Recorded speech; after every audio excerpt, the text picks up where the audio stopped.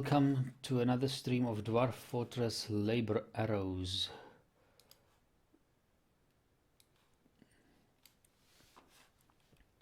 We have a to-do list for today. We wanted a bigger wood stockpile, and with that we hope... So wait, we started our wood stockpile here, I see. There's also the carpenter's workshop already. We can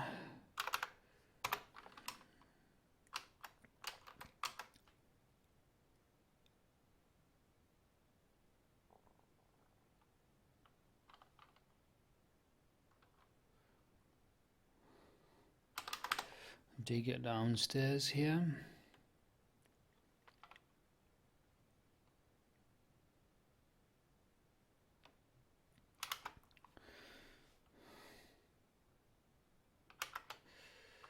Okay.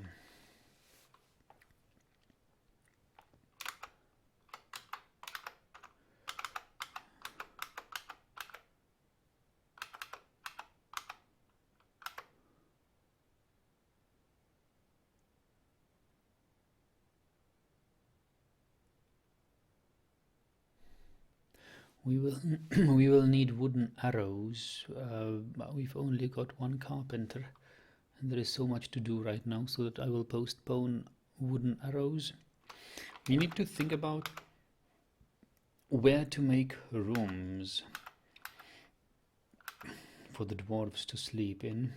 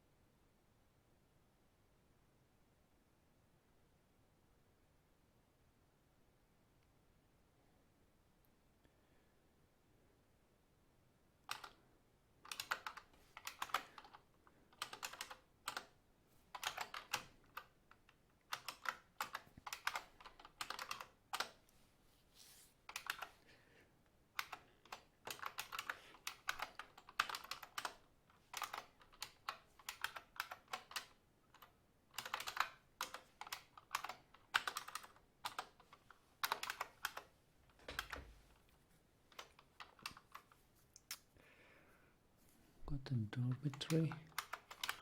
Well, yes, okay, let it run for a while. Here we go, there are the stairs. I think I will want up and down stairs here.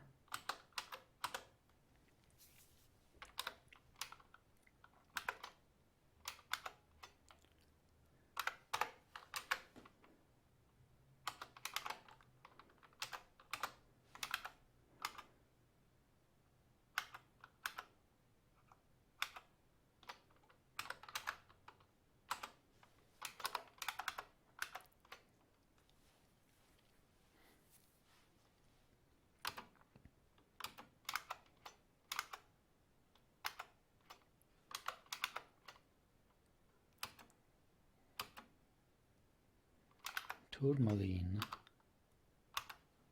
Wow, tourmaline. So many gems. Chrysoberyl. Hello, Ratsok. Welcome.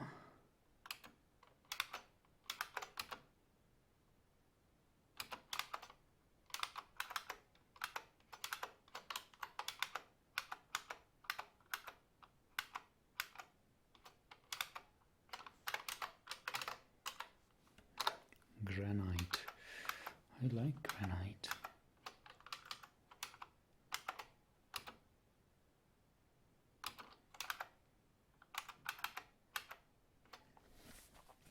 Here we go. I've got a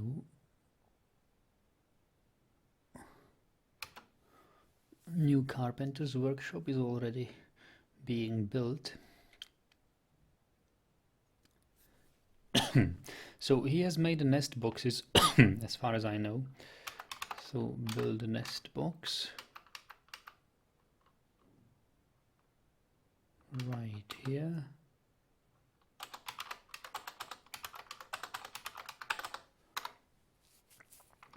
And we will need as food storage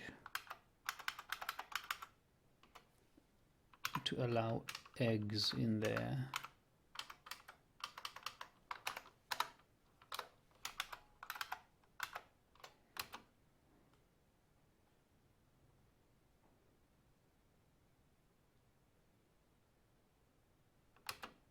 Wow. Oh, I hope it's saving.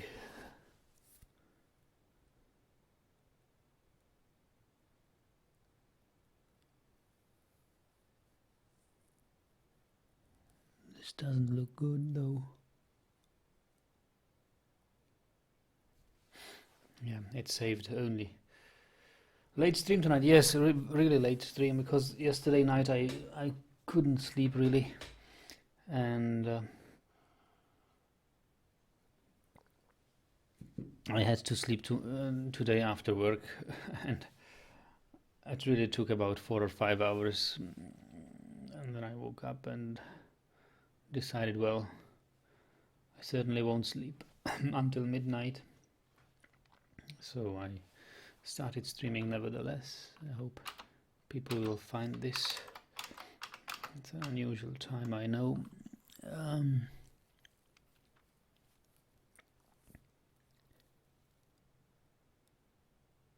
You could try some backup solution for the saves.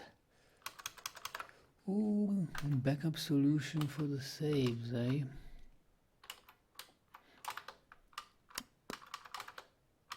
Well, I have a backup from the embark and from the start of the summer. I have set up auto backup, seasonal auto backup. I hope that these save games will be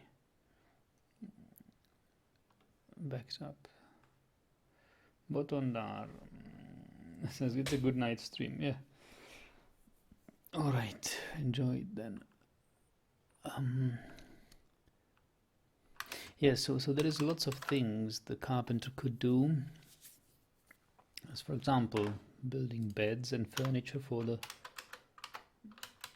actual rooms.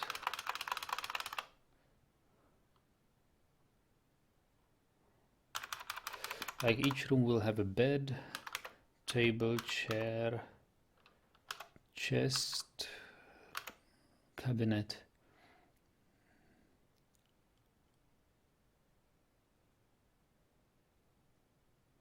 And a door.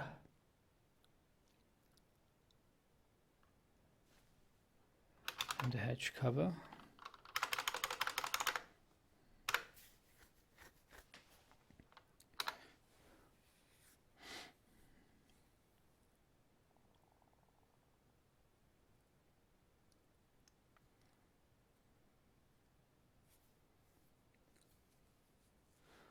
But then we will need the occasional bin and barrel.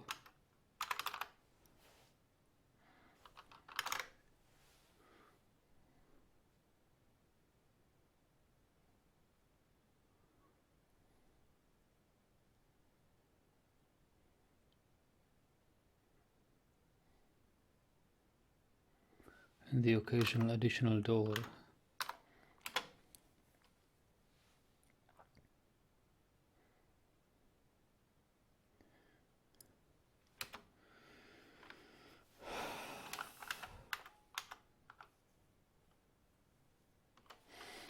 So let's see what we have here. We have quarry bushes.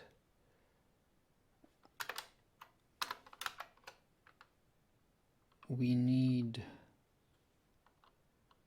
to process them, but we don't have any bags, so I will wait with that. We've got sweet pots though, but we've got no barrels.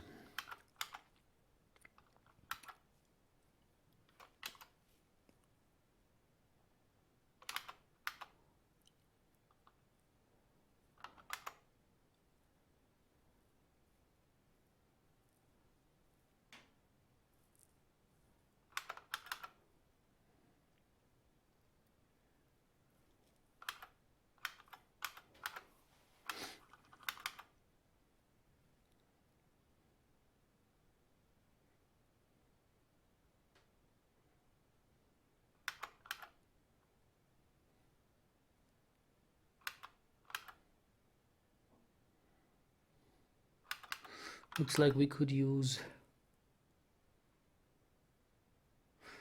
a room here, which would be a kitchen.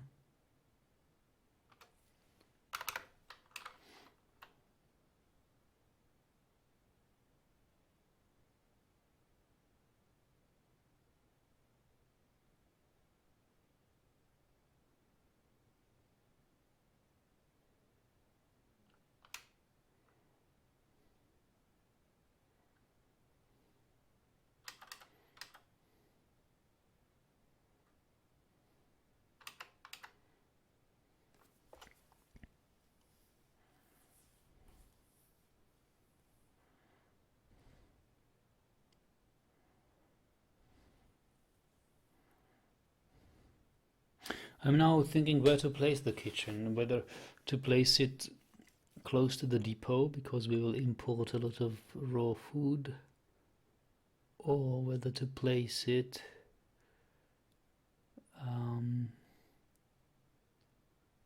whether we'll provide food for ourselves. But I think food import will always be there. Well, let's reorganize it.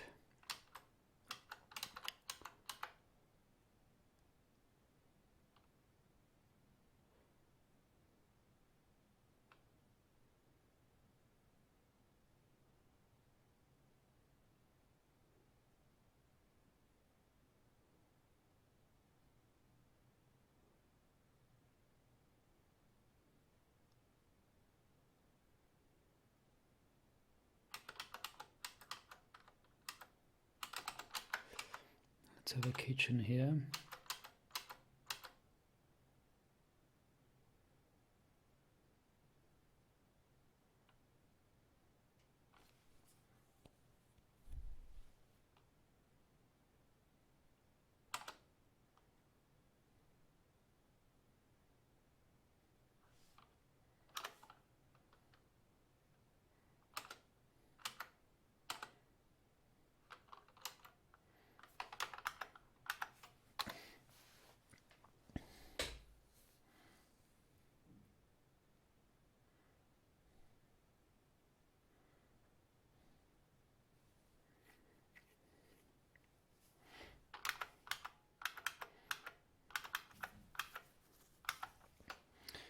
So, under the wood stockpile, we would like to have another wood stockpile.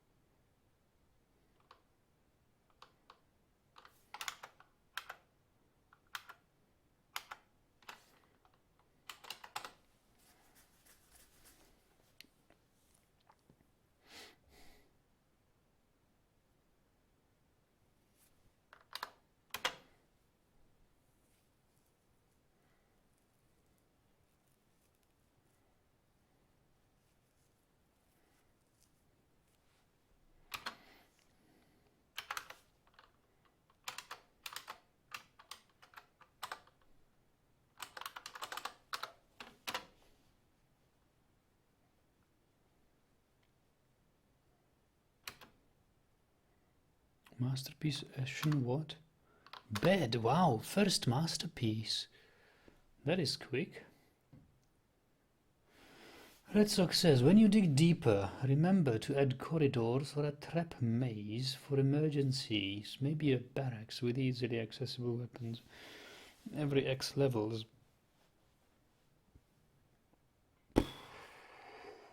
Like deeper you mean magma level and adamantine level, right?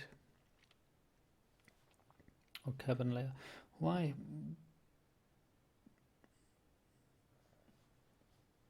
I intend to have barracks on the surface.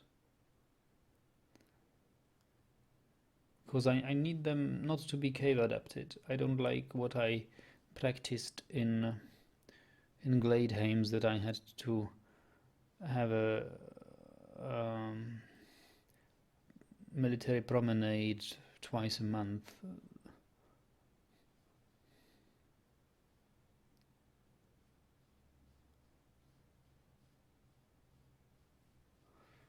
I don't know, I would... We will probably have something like... Yeah, once our military grows to 70 or 80 dwarves, yes, we can think about that. But not until then, I would say.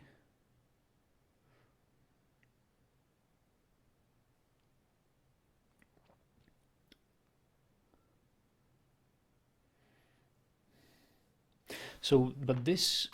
Is this a barrel stockpile or is this... Yes, this is a barrel stockpile.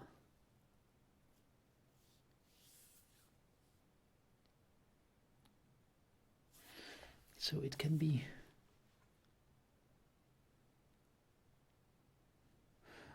Red Sox's barracks not necessarily for keeping people there, but for rotating guards and weapons within reach during mobilization. I'm not sure.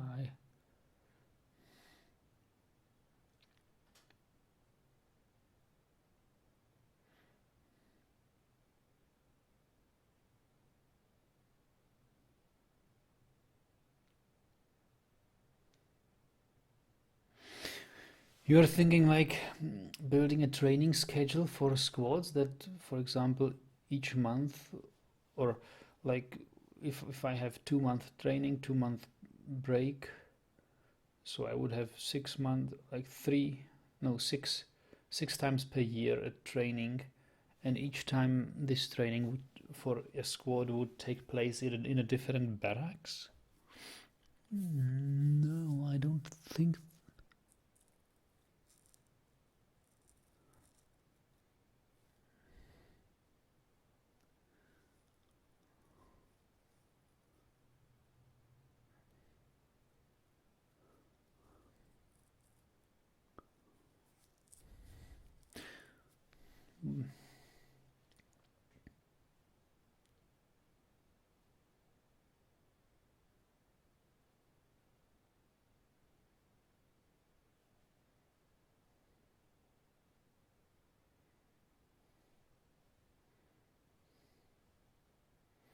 You had a lock-in program with the fun guys last time. Yes, I had.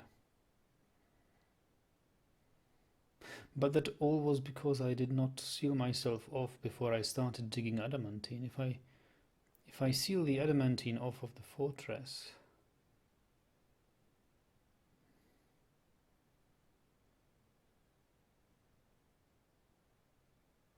But yeah, I see what you mean. Yeah, I'll try to think about that. But this fortress is already growing in all directions, and well, yeah, it's.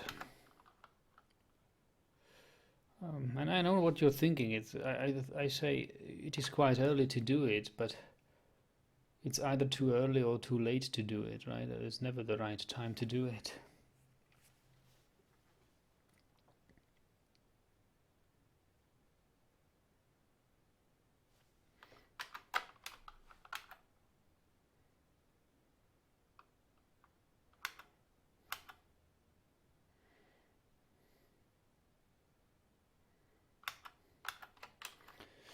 So Now there is this beautiful granite layer. I love my dwarves to have bedrooms in a granite layer.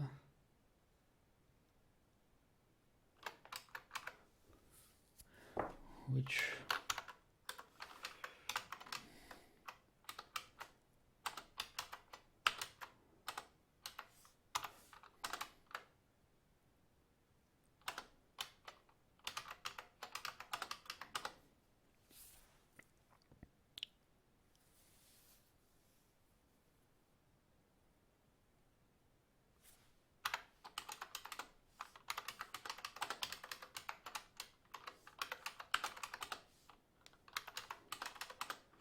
could be right here.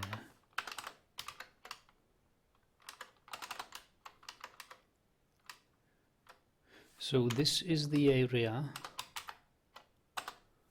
which I think would be great for some bedrooms.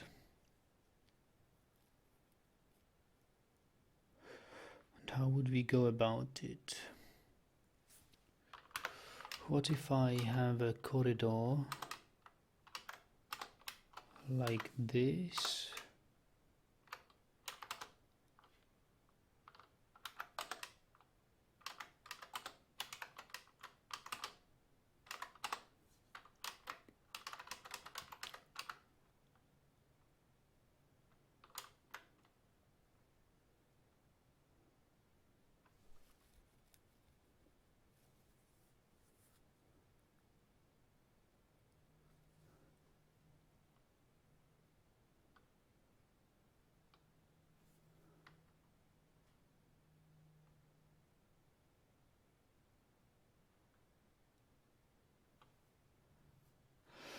So there could be a noble room.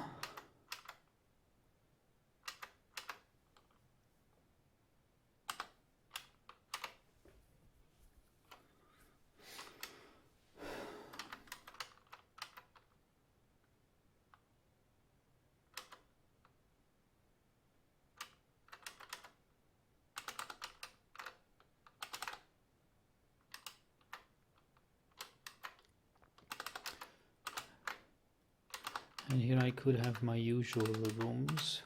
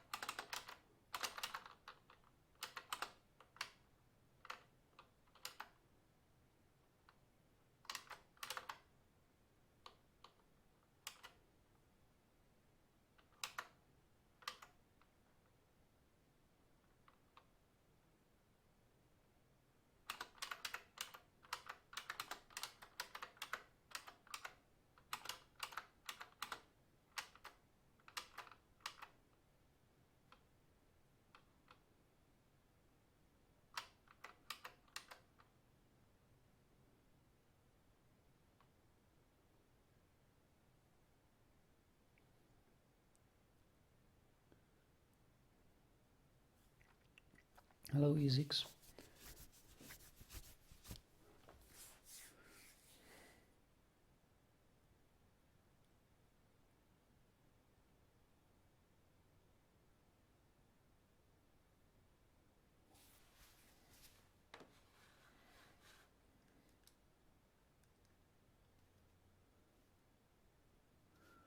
Carts can be good, especially when coupled with wagons.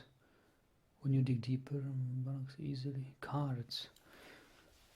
You want me to try mining carts?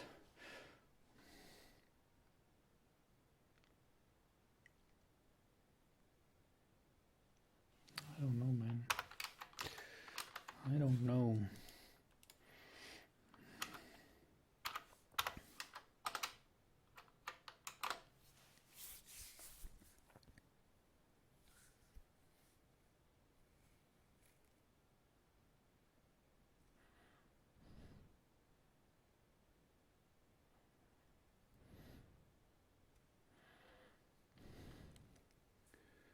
Cards are really efficient, you say?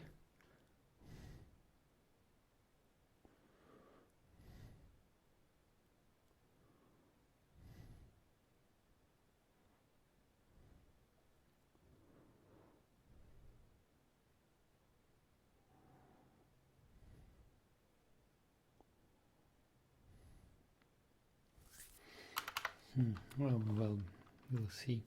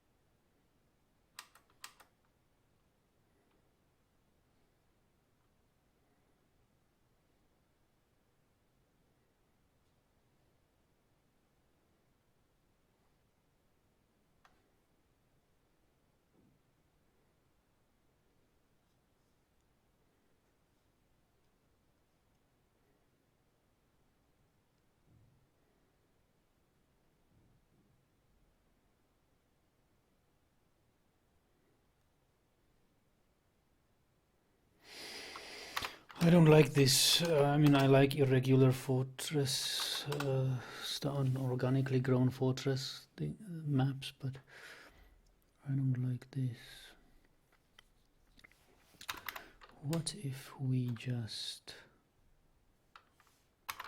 say we will not dig here, but only here?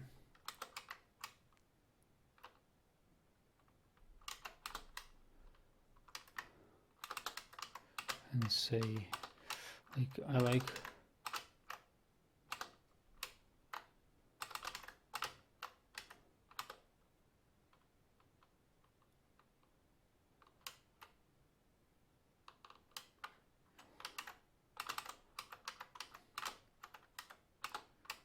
the rooms to be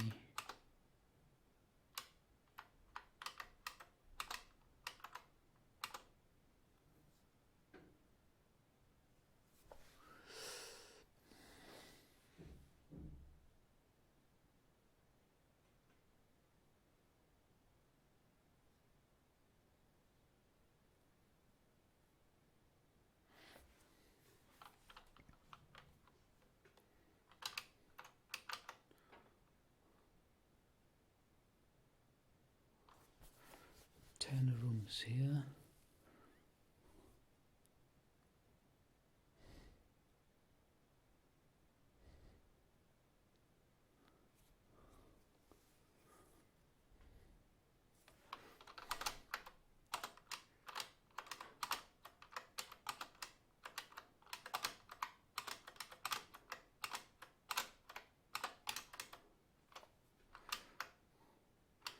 Could have rooms on the other side as well.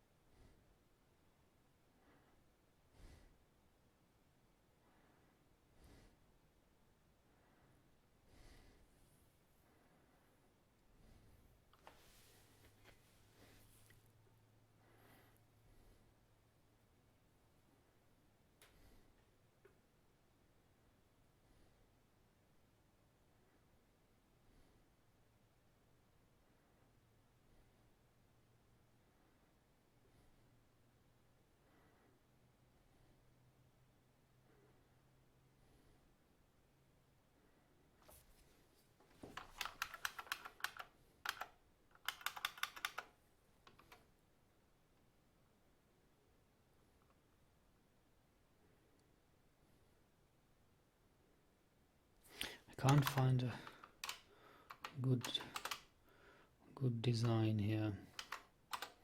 Still don't like it. Alright, what if we then say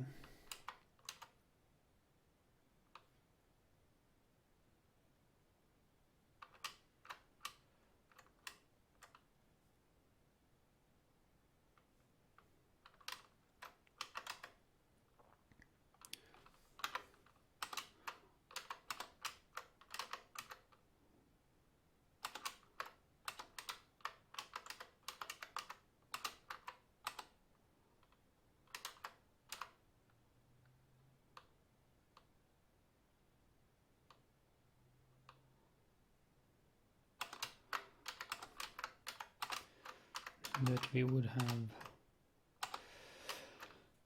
a network of like a grid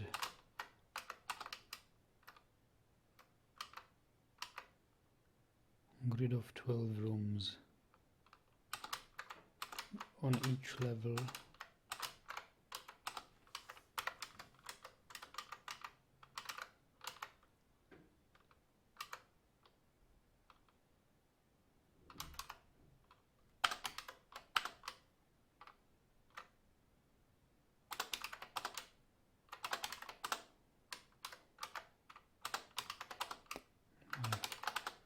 I guess that's okay.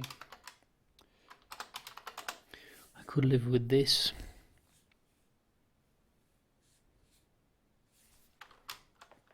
I could live with this.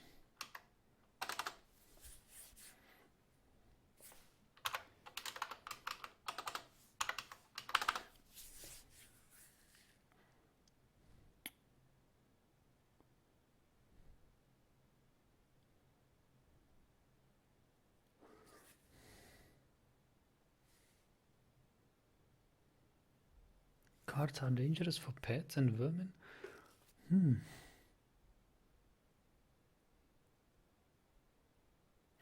Lord. Hello. Salute.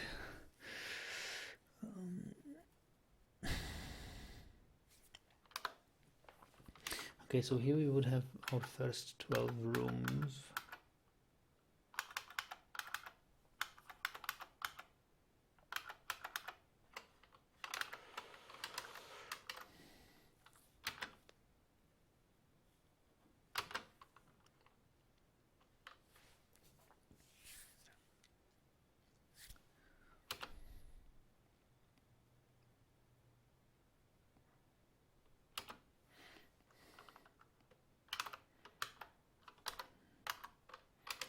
I want my kitchen built here.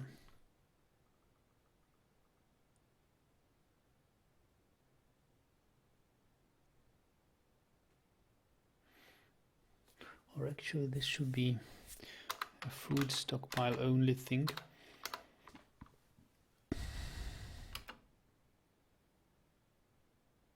Wow, look at the gold.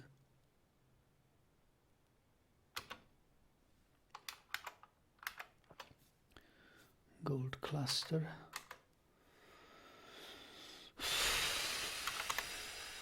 Kitchen.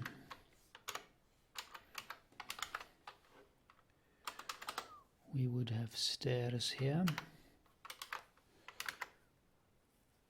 So here this would be probably something like food stockpile.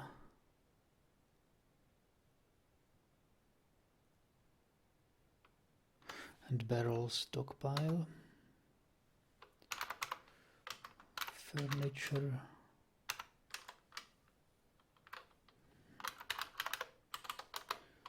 Barrels.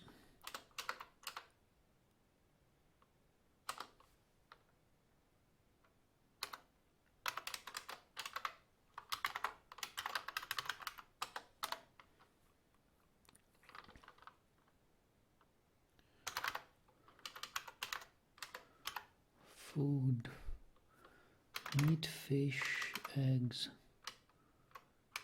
cheese,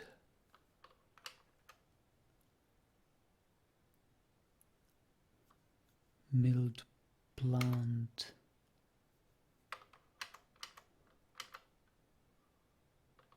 paste, press.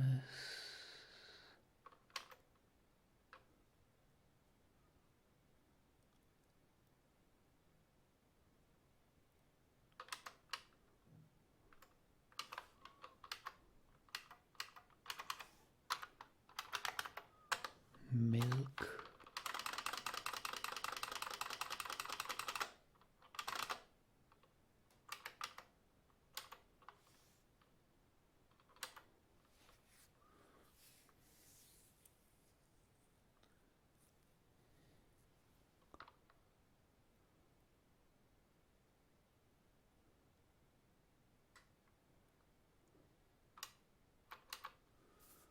Fruit and leaves.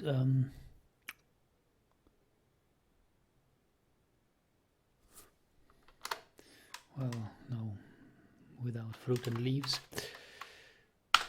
This would be. Have you started exploiting the gold yet? No. We have only 7 dwarves, and there is lots of things to do. We need to build rooms first, and then we can start thinking of where to build the gold forges. First we need an ashery, so that we can make coke.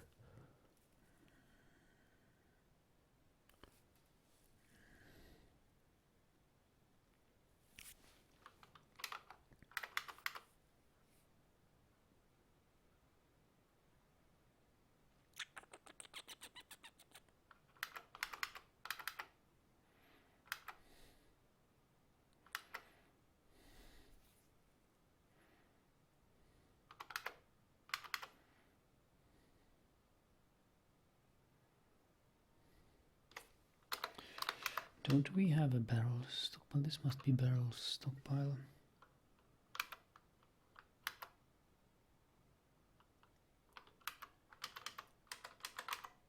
It is.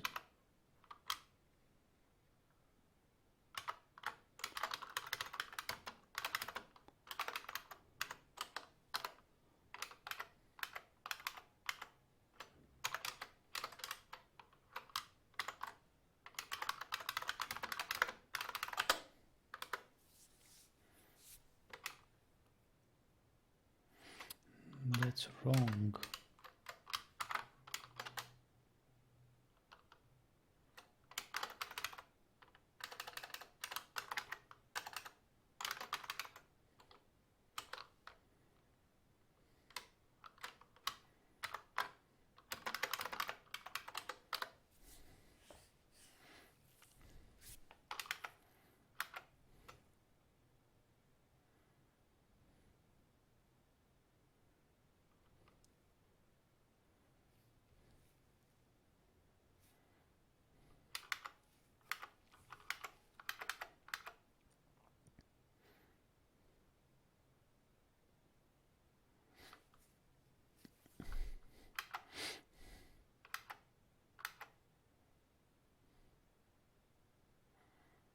We will need a refuse stockpile as well here.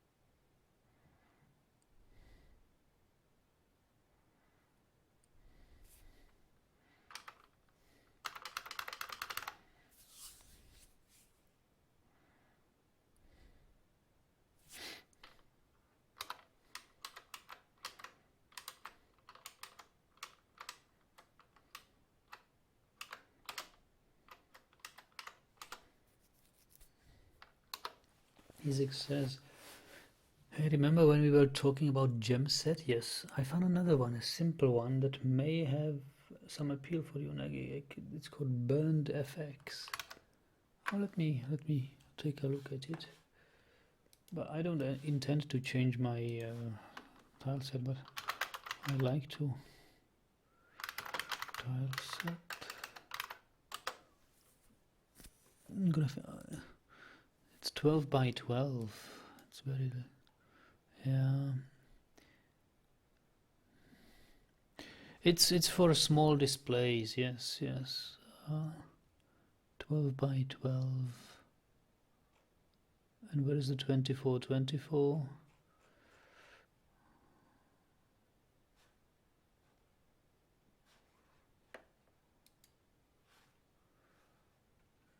12 screenshots. It's too tiny. I actually.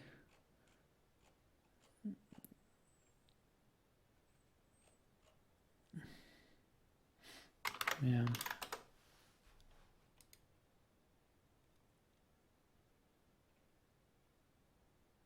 It looks nice, and the color scheme he's picked is also nice, but it's way too tiny.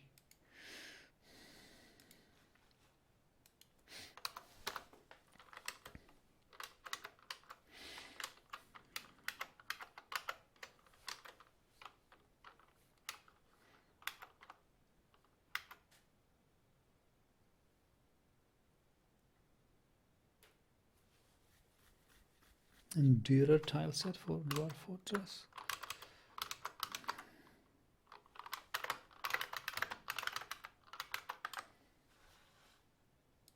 $15.15. It's an unusual size. Oh, but it looks awesome. TWBT. Yeah. With text will be text plugin. Wow.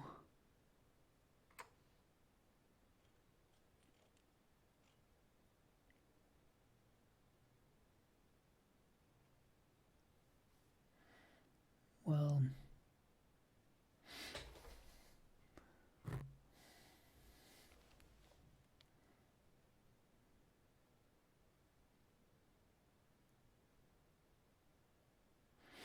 I can't say I like it,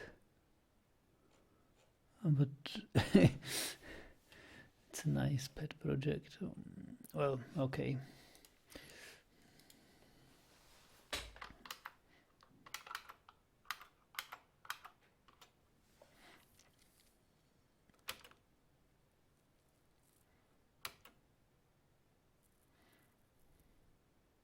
So let's see where this seed will be stored. In the seed barrel, that's fine. Things are going right here.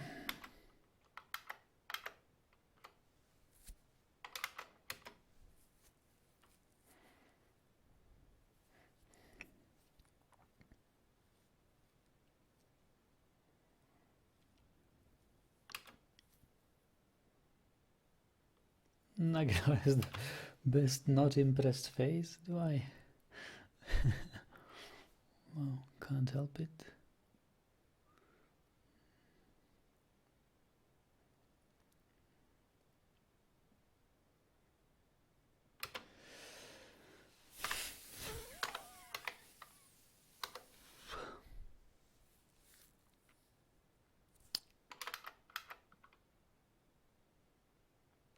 We will need to build a bridge here.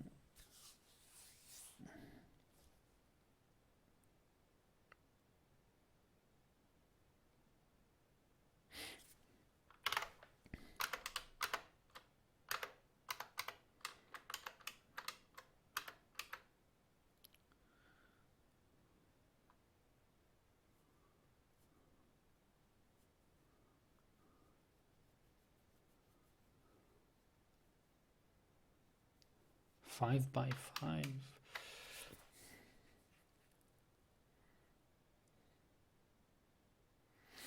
Yeah, I would reduce it to 3 by 2. raising bridge here.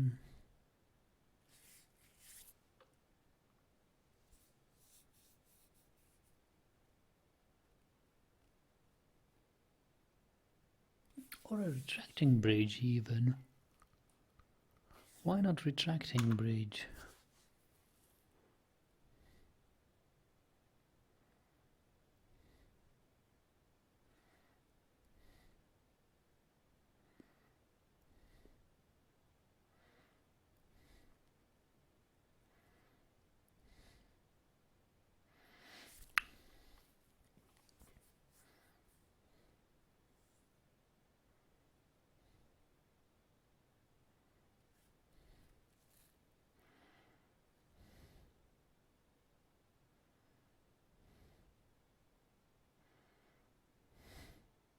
The problem is this bridge can't be built without having another opening into the fortress. Louis Farrar says, hello there, how's life treating you? Fairly well, thank you. How are you, Louis?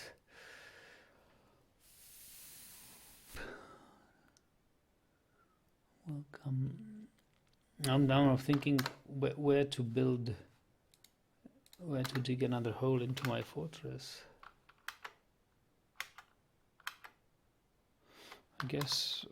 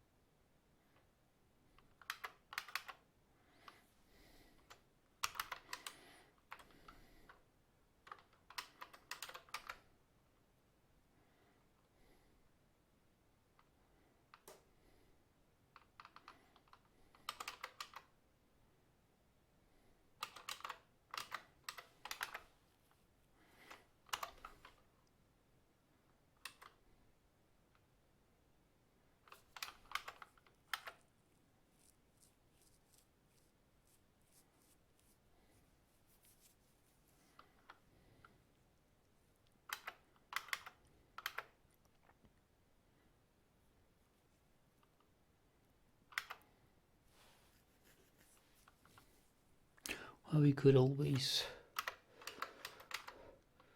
Hey, we could use this lake. We could use some palisades around this lake and have it as a fishing area.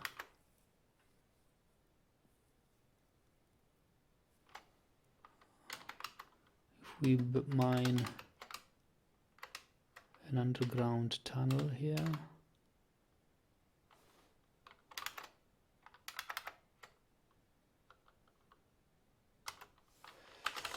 Channel here.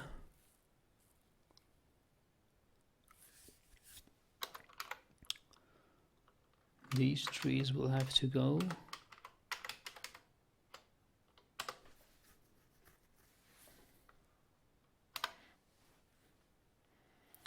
Louis says, I'm very good, thank you. I just got my result from my year 2 semester 1 chemistry exams. They were better than I expected, so relief would be the best word to describe my current feeling. I know that. Congratulations. Must have done well.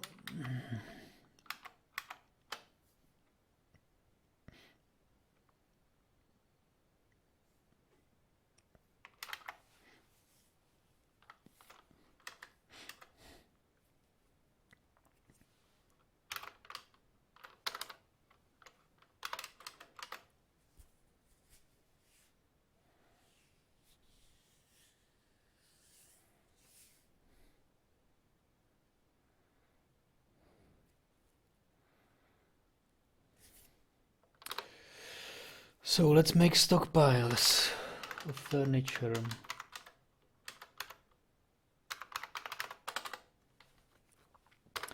Doors.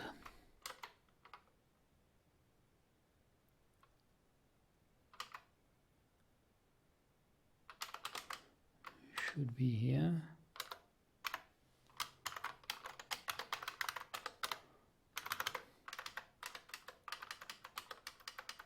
Beds.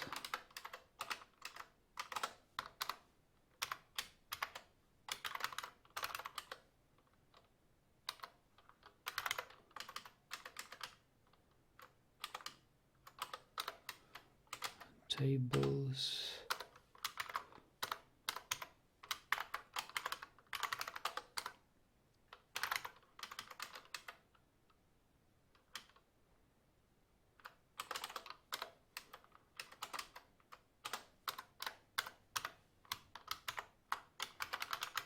Chairs.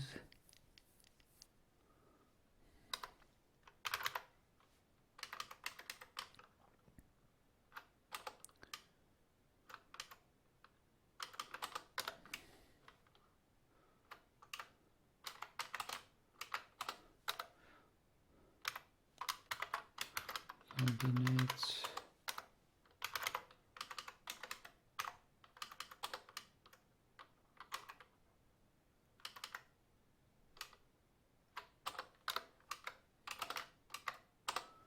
Hedge covers.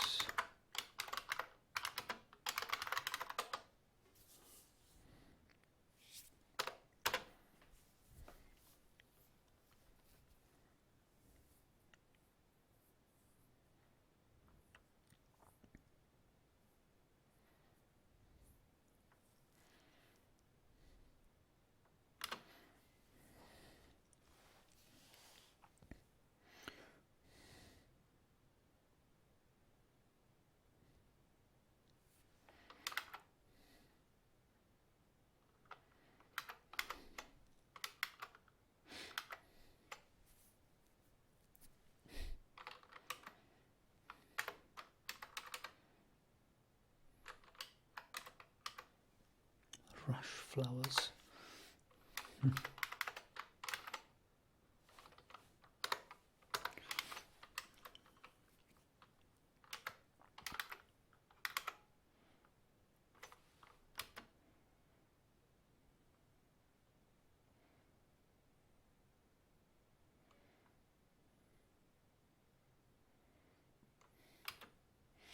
Good evening, Paul. Nice to see you here.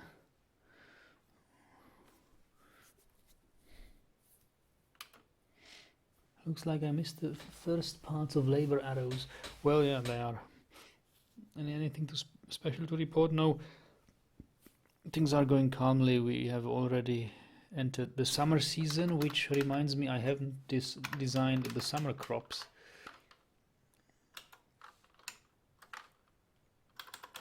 Cave wheat, pigtails and plum palmettes for the moment.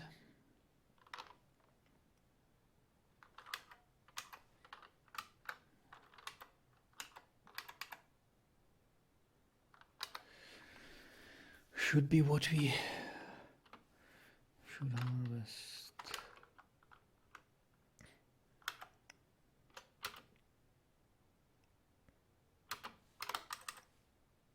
Turkey gobbler. Wild turkey gobbler?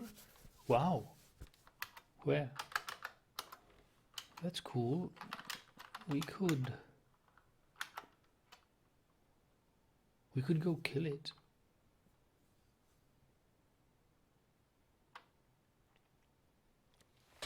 It's a great exercise for my military. We will need a butcher and tanner and stuff. But that's okay.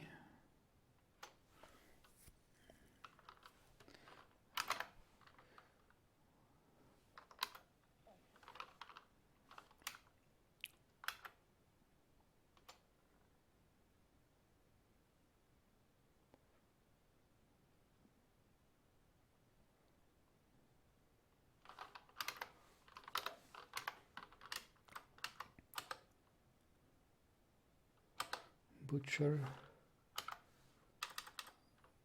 and tanner.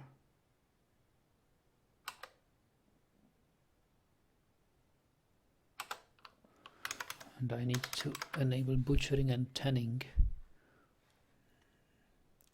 for... Oh, I will make it for the military guys.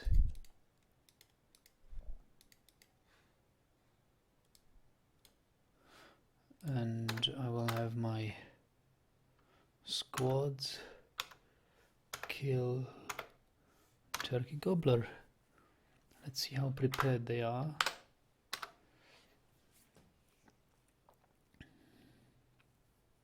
Did any chaos steal anything? Yes, they did indeed. Thank you for reminding. Well, it was they stole some food and I think some furniture too.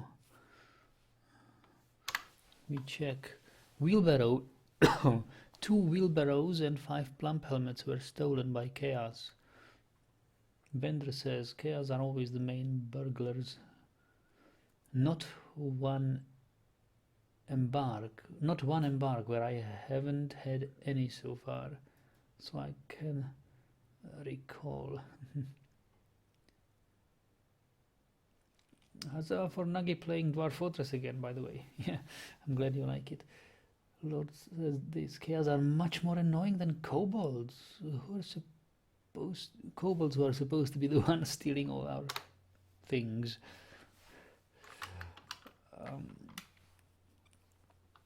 Well,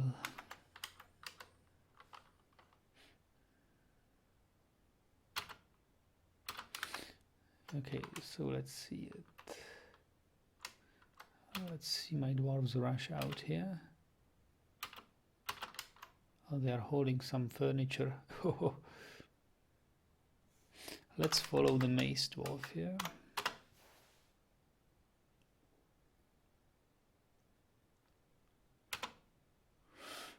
And Turkey Gobbler is alerted. Wow.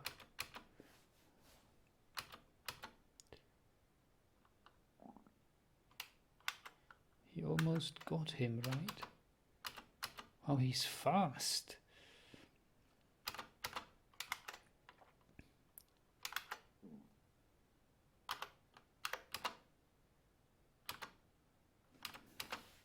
Hey, now it starts.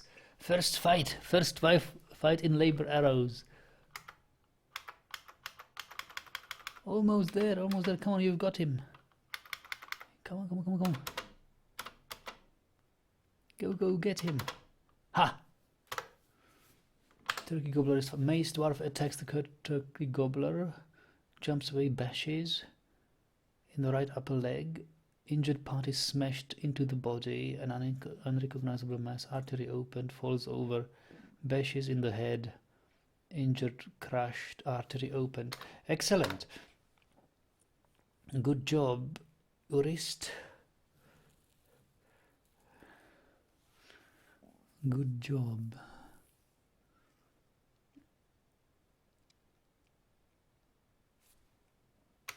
Any others? No. So hopefully we will be able to butcher it once these guys have, and actually orders, workshop orders. No. OR gather refuse from outside. So this way the gobbler should be stored in the refuse stockpile.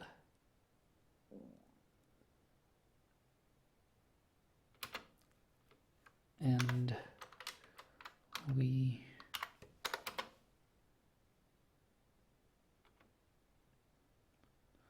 must see. I think he should bring it.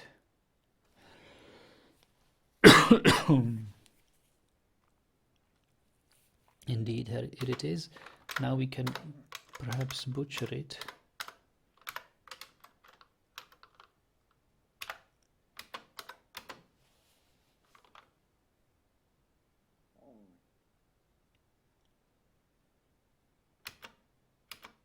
Yes, it's being butchered. Excellent. Hello, Mish. We have the first kill of the fortress, a turkey gobbler, a wild turkey gobbler. I hope sometimes we will build animal traps and tame these gobblers.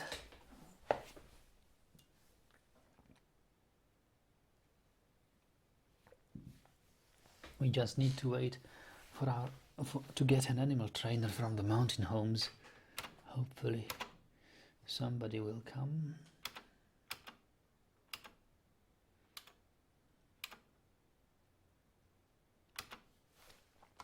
Okay, so let's take a look at what happened in our fortress meanwhile.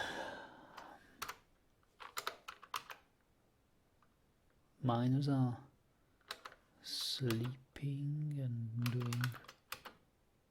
not really doing anything, but we already can have another wood stockpile.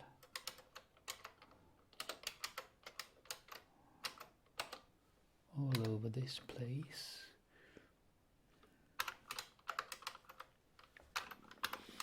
Although 2 tiles here are not yet dug. Big glass of gin. No, Will-eyed. It's just water. I was thinking of drinking some sparkling wine today, but no, I have it in my fridge. I just didn't open it. I don't know whether it still is relevant. It's 11 p.m. No, I think I will save it for tomorrow.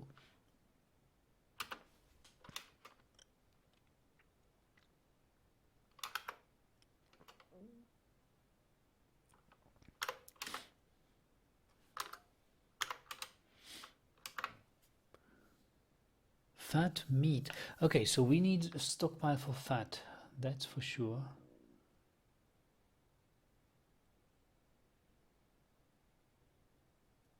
And there is no leather. There is no turkey gobbler leather. Well, perhaps because it was mangled and not properly butchered.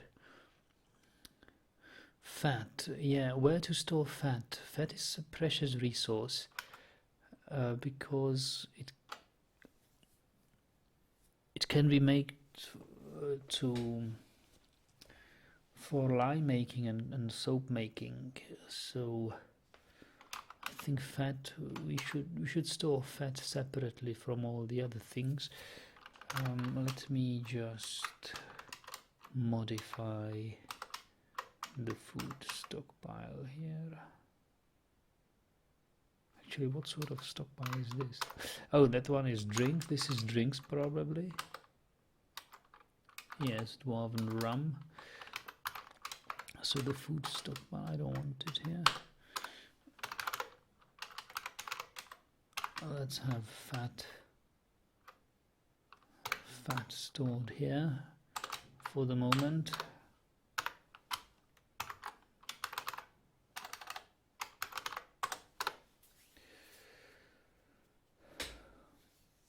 Has your rakia arrived yet? No, I wasn't. No, it hasn't. It hasn't arrived yet. I'm not sure whether Optimus has already sent it or not. Maybe the package was just dispatched a couple of days ago.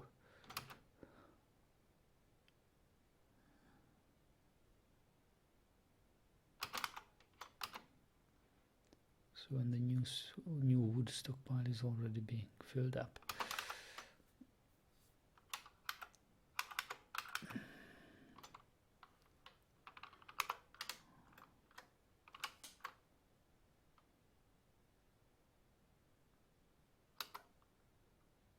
Hold on, is this the new version of Dwarf Fortress? No, this is the old one. This is the 4024, not the 42.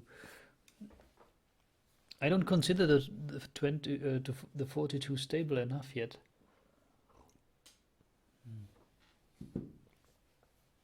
Especially not when you're playing with GF Hack, as I do. It's such a great extension to Dwarf Fortress. I wouldn't want to miss it.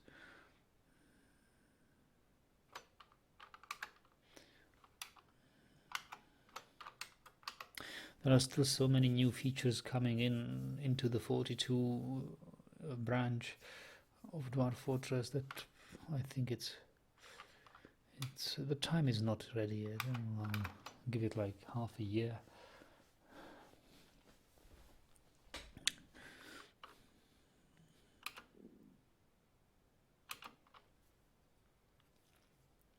So I like how things are going now. Look at these jobs. Miners are sleeping, that's okay, they must sleep sometime. Constructing wooden blocks and rocks. Yes, the rocks, the rock blocks. I originally meant to construct rock blocks for as material for building workshops inside my fortress, but we can already start thinking of building some fortifications.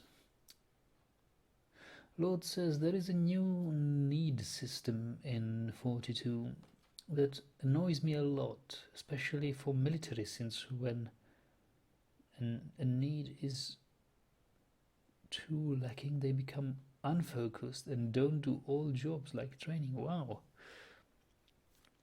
Yeah, I've read that they have like spiritual needs. They want some dwarves want to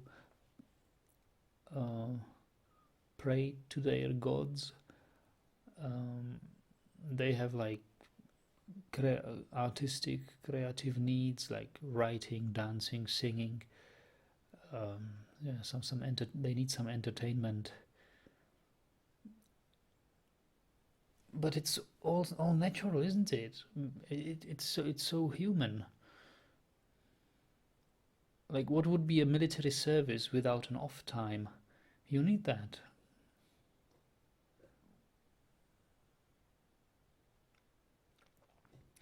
Adventure mode. I'm so much looking forward to the adventure mode. Will you be playing more of The Witness? Yes, Mish, I will. But I was so stuck last time. I could not think of a single puzzle where I would say, okay, this is a low-hanging fruit. I think I could solve this or that. No, there was absolutely nothing. I was stuck everywhere I got. So I said, okay, give it a rest for a while.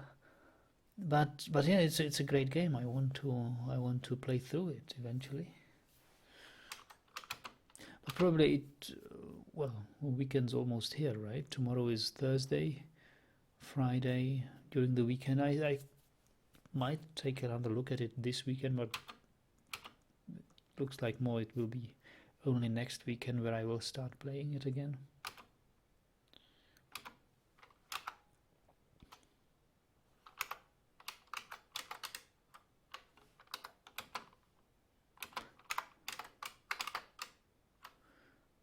Mangled skin. Mangled skin is being tanned to leather. Lord says, yes, I know, but it increases the micromanagement, yes, to another notch I wasn't ready to face. Yes, indeed. That's also one of the reasons why I'm so hesitant to play the 42, because I didn't know about these treats and stuff, but I knew about books and libraries and all that stuff. So it's a whole new industry, and all these things that you suddenly need. You suddenly need jugs and goblets and glasses and stuff, and like things. Lord says, you gotta choose your recruits really well now. Read their personalities. After a while it gets old, I think. Okay.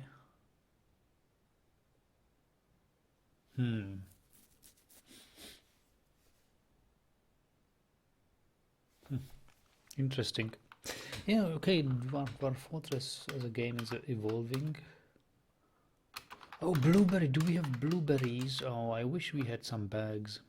No, bilberry. What is a bilberry?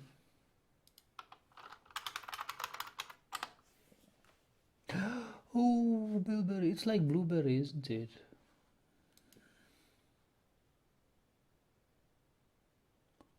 What's the difference between... Oh, blueberries are these? Ah, bilberries. So I actually know bilberries better than blueberries. Oh, wonderful bilberry. They are so tasty.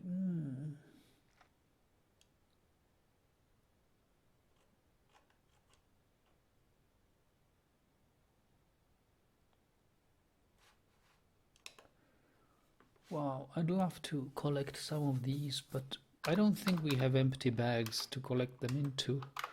Or do we? Pigtail fiber bag. Oh yes, come on guys, let's collect some. Let's collect some bilberries.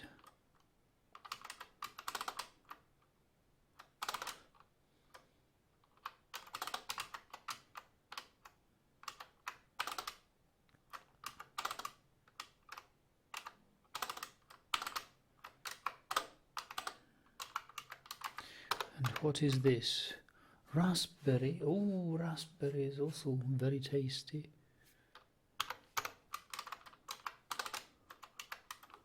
Can't we collect it? Sure we can.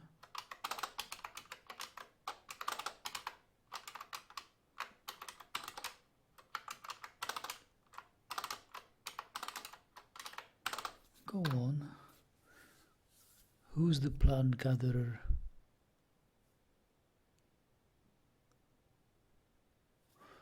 The maze, no, yeah, the maze dwarf.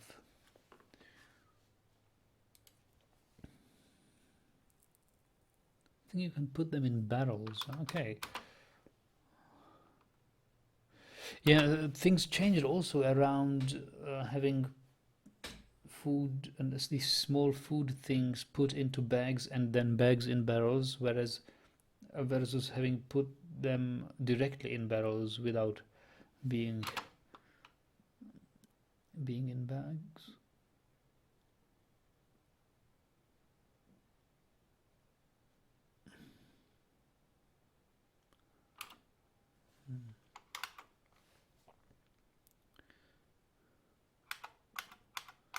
So how is it going with miners? Are probably still sleeping here.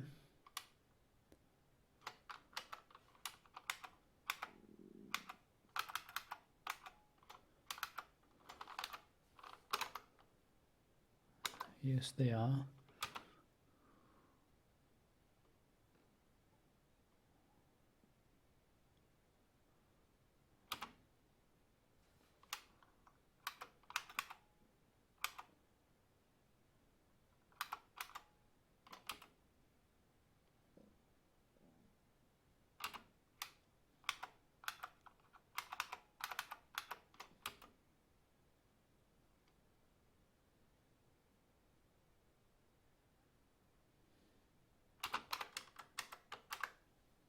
Peregrine falcon. I will not attack it.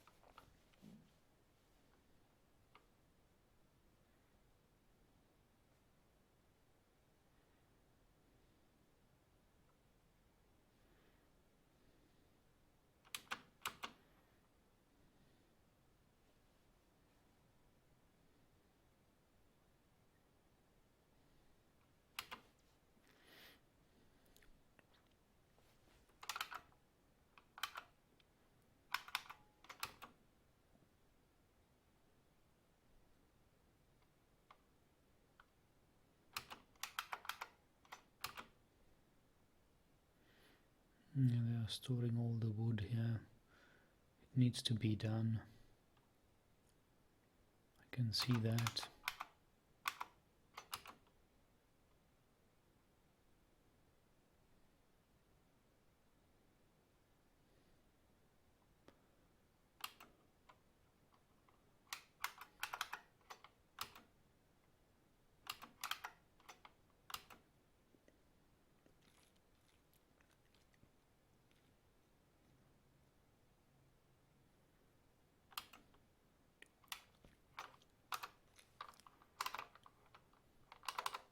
Carpenter's got no job. I can't tell me he's got no job. He's got so much to do here.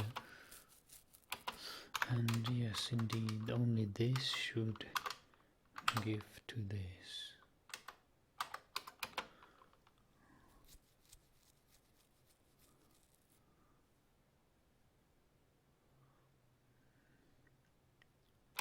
We've got some doors which we can build.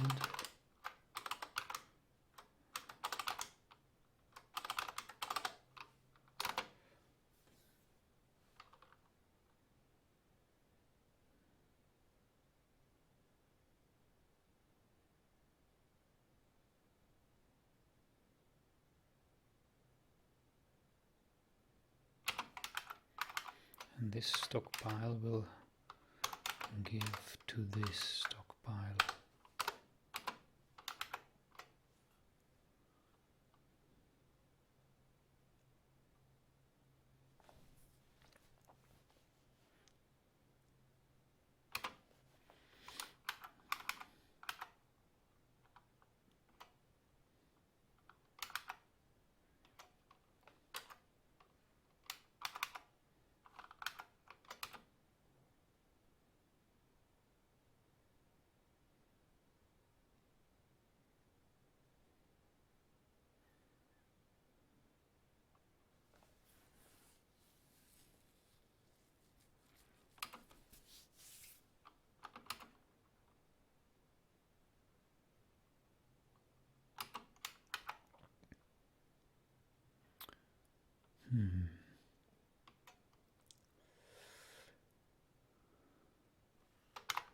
So we should have turkey gobbler, turkey leather. Right, turkey leather. We have that.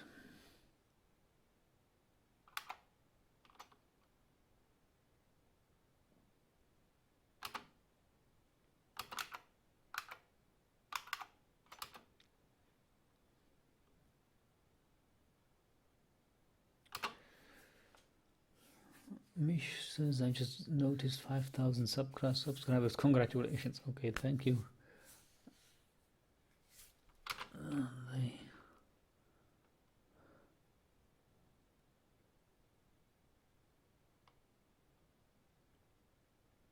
And there's been quite a lot of fluctuation in subscribers on my channel because I'm in the process of changing my content gradually.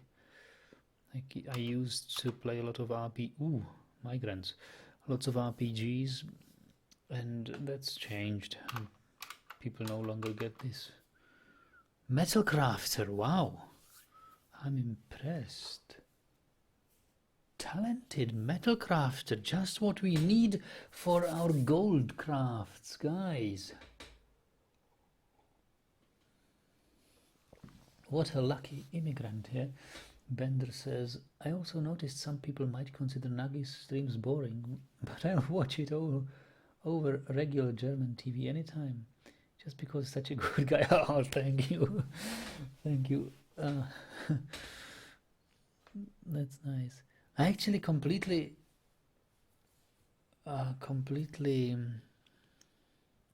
ceased to watch any TV. I see here and there you get some quality TV content, yes, but like 99% of the time there is nothing really interesting, and if then you have these commercial breaks which I really don't like. And the fisher dwarf, is it? Yes. I was thinking of fishing here because, well, why not? Why the hell not? Why shouldn't we fish? We've got some ponds here. Got lots of ponds. Look at the number of ponds we have. That would be cool if we had a fishery workshop.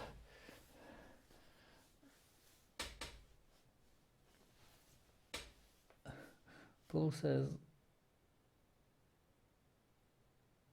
he says, I don't always care for the games he plays. Yeah, it's probably it's just.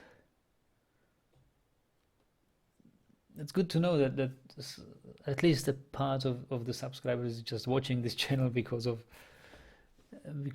me, or because of how I play stuff, not what I play, but because how I play it. So Lord says, what I like is he's such a comfy and calm guy, and I think most people here are of similar nature. Yes, the people who watch the popular streams wouldn't enjoy this mood. Yeah, I occasionally watch some of the popular streamers, and while it is entertaining for like half an hour to watch that, it gets old. It's um, they are too excited, and they are very energetic, and too lively. Like when you talk, I like some phases where you have just the usual unimportant stuff you talk about, and then you have some exciting stuff where you talk excitingly and enthusiastically about, and changes like that in this commentary.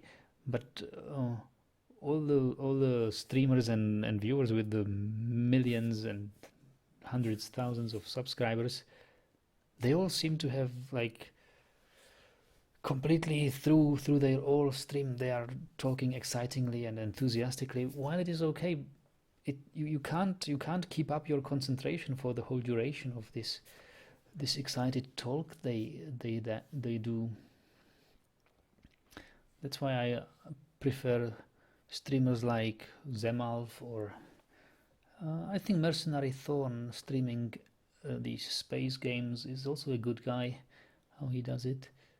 It's, you just need a break where you can rest, where uh, yeah, just give your ears some rest. And okay, so we've got the fishery dwarf and peasant, adequate liar, skilled conversationalist, flatterer, swimmer. Okay, pacifier, consoler. Okay, this is a social guy. He would probably be good into a military. Yeah. Paul says I'm okay with the occasional realistic simulation, but as much as I love Nugget stream, it's not very exciting to to watch his concentrated face for a couple of hours, like when I'm racing. Yeah, I understand that. I mean, I wonder how can anybody watch that. It's just I don't know. I'm just so used to stream content that I do that. Yeah, I like my channel to be a niche community, a small community. Like the people who like this sort of entertainment will eventually find the way, or they will find similar streams. I don't think I'm the only one. Like I said, Zemalf is also a very calm guy. Plays a different flavor of games though. Although we have lots of like RPGs and Dwarf Fortress in common, and I suppose that there are many more guys.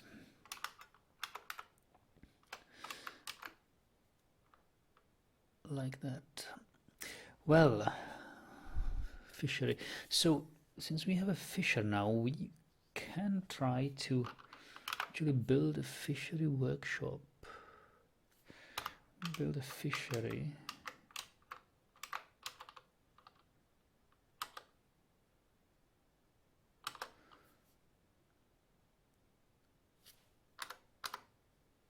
And have a fishing zone. Actually not build it. Don't build it right here, build it.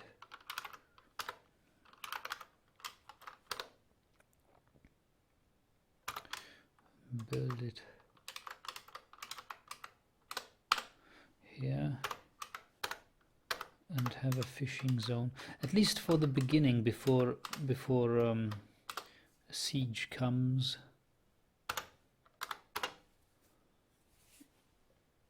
We can.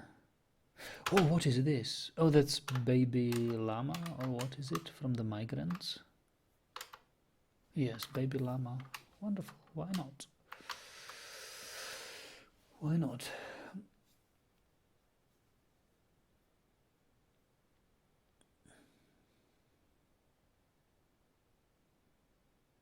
Paul says my newest find in terms of streaming is a pianist.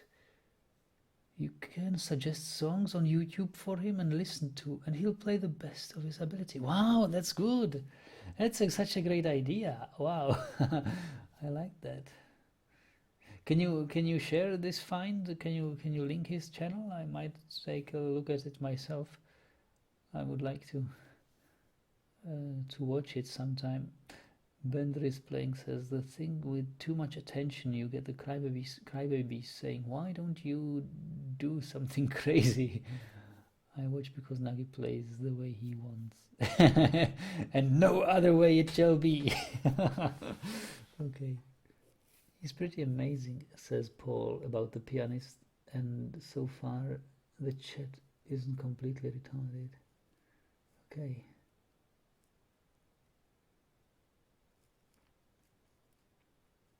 Okay, here is this Twitch TV Chewy Melodies. Okay, I'll have it open here in a tab and watch it later. Thanks. Chewy, like Chewbacca, Chewy Melodies. Okay, yeah. Bender says, I just noticed Nagi needs a theme, a hymn, a song of his own. McFlipper was there, but that wasn't really a song, was it? Oh, yeah, I think what he did was just like weird stuff. I mean, it felt awkward.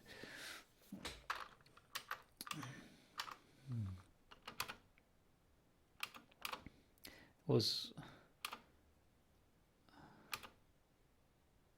some high quality trolling, I would say, what McFlipper did.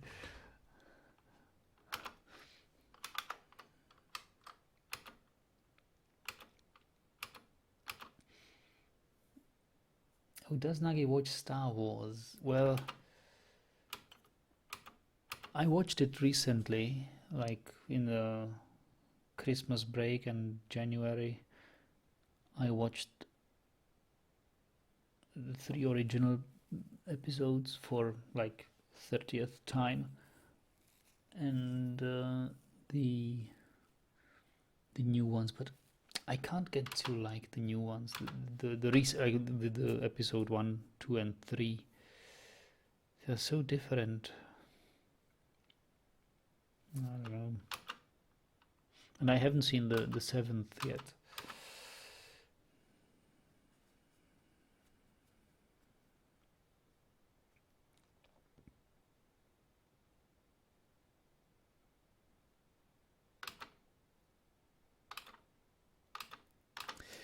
Alright, so we've got some more furniture here. Doors. Oh, wait a moment, there were so many places we needed doors in. Ah, here.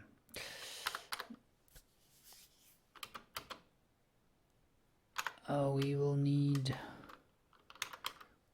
doors, 2 metal doors, then build doors here. Build doors here.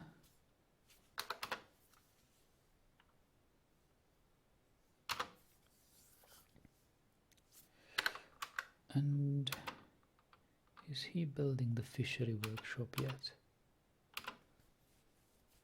Look, we have a toad. Okay, well, toad.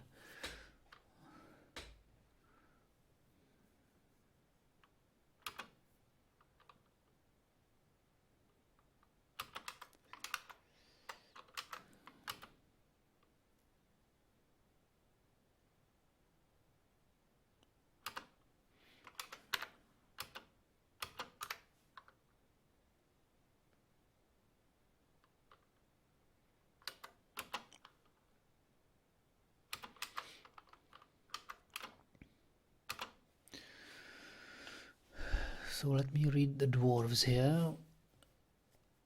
3 migrants arrived indeed. Metal crafting, excellent metal crafting. Wow.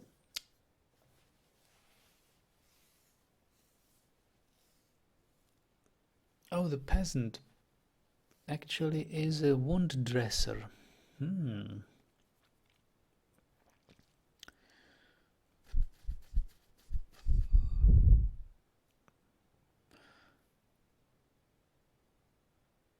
was thinking of making him the wood burner,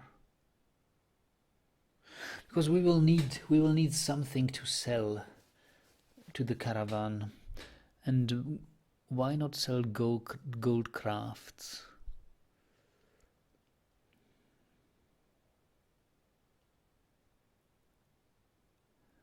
Why not sell gold crafts? So the peasant will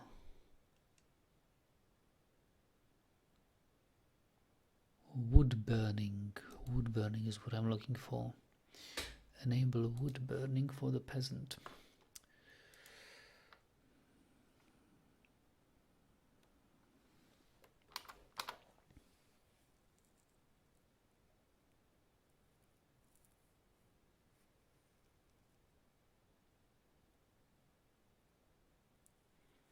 Willite says, I walked out of the cinema after seeing A New Hope, and I was gobsmacked. This was the end of 1977. New Hope is the first episode, I think, right? New Hope, Empire Strikes Back, and then Return of the Jedi. Yeah, first episode. It was something extraordinary back then, certainly. I don't remember it myself, the release. I wasn't born in yet. But I think I watched it when in like 1989, where the 6th episode was out. So I watched all 3, and that's where I started.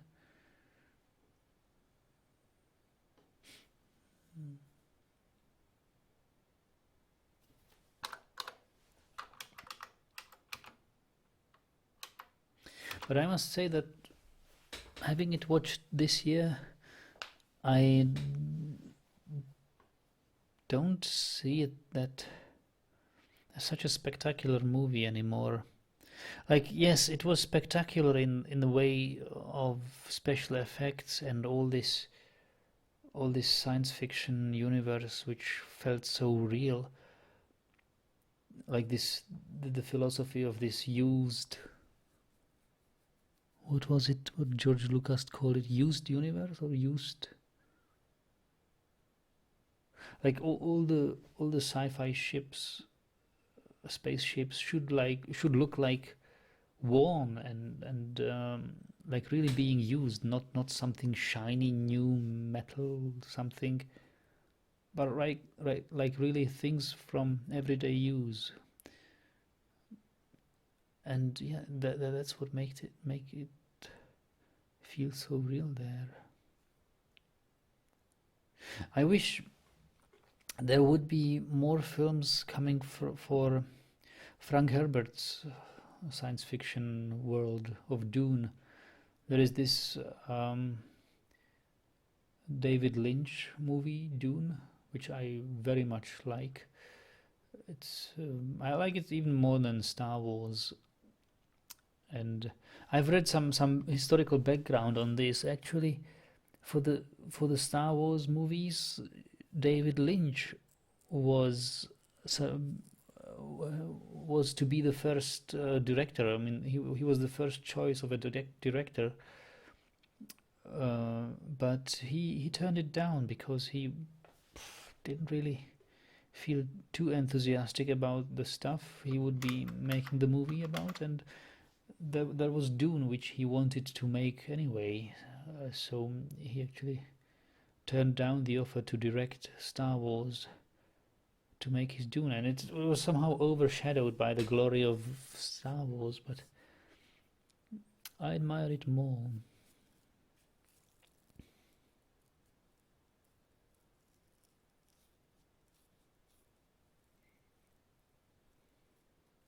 Yeah, will I? Don't worry about the spoiler. I haven't seen it, but I've read the spoiler already, accidentally. I was so that it's hardly anything you can You can spoil for me there, and what I mean, I don't mind watching movies with spoilers. There was one famous German playwright. I don't really remember his name. I wasn't good at German literature classes, but when like there were different schools of making theater in Germany, and he had the opinion like it's not important. It is not important to surprise the viewer with the outcome of a drama or a play in a theater. In fact, it is better if the viewer already knows how or what will be the result or the end of the whole drama he's going to see in our theater. But the very essence or the fun of watching theater plays is how did it happen, that how did it happen, like if you're going to watch Hamlet as a theater play, it for him it was good to know that Hamlet will die in the end, and but if you know this, then you will be more concentrated on how it happened that a young Danish ruler happened to fall down from his, or how it happened that he I don't really remember if Hamlet kills himself or is killed by somebody, but how is the course of events leading to the end of the drama? So that is what he was saying. So you haven't spoiled it for me. Like I know Han Solo will die, but for me it will be interesting to know how will it happen. How can it happen that this event will take place? So it's an interesting view on theater and movies in general.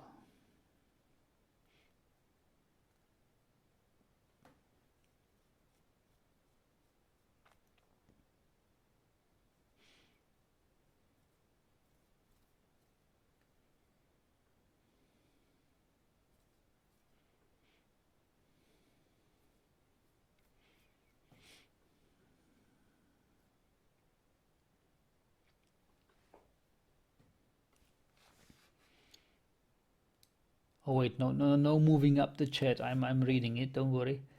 There's a movie called Jodorowsky's Dune. What? I don't know about that. Jodorowsky. I know that there's like a series, The Children of Dune. Oh, that's such a cheap thing. I haven't really watched it. I watched like 30 seconds of it and I've had enough. I thought I never need to see any more of that. But in the Dune universe, I have read like 2.5 books of the first trilogy. I very much liked it, from Frank Herbert and David Lynch's Dune. So I think while it has some peculiarities and things which were not in the books, I think the atmosphere of it is quite nice. It's a well-made movie. There's always a hard time compressing events from a whole book into 2 hours. You have to change things. Okay.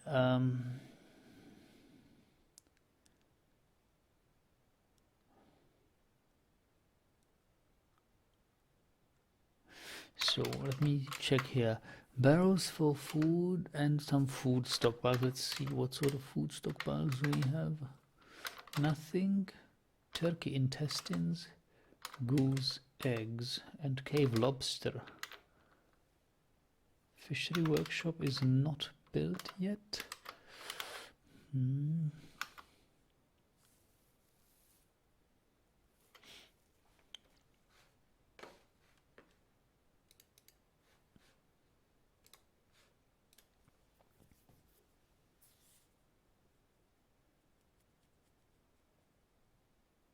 What's your opinion about on Hobbit movies, says Lord?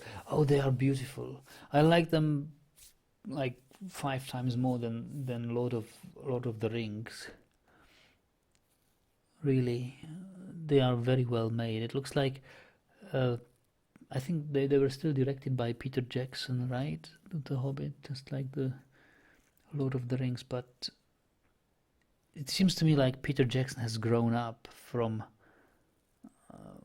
like he has learned a lot by doing Lord of the Rings. It was, no matter how good or bad the movies of Lord of the Rings will be, they will be a commercial success because the time was right and people just wanted these movies no matter how they will be. So it was an obvious success, but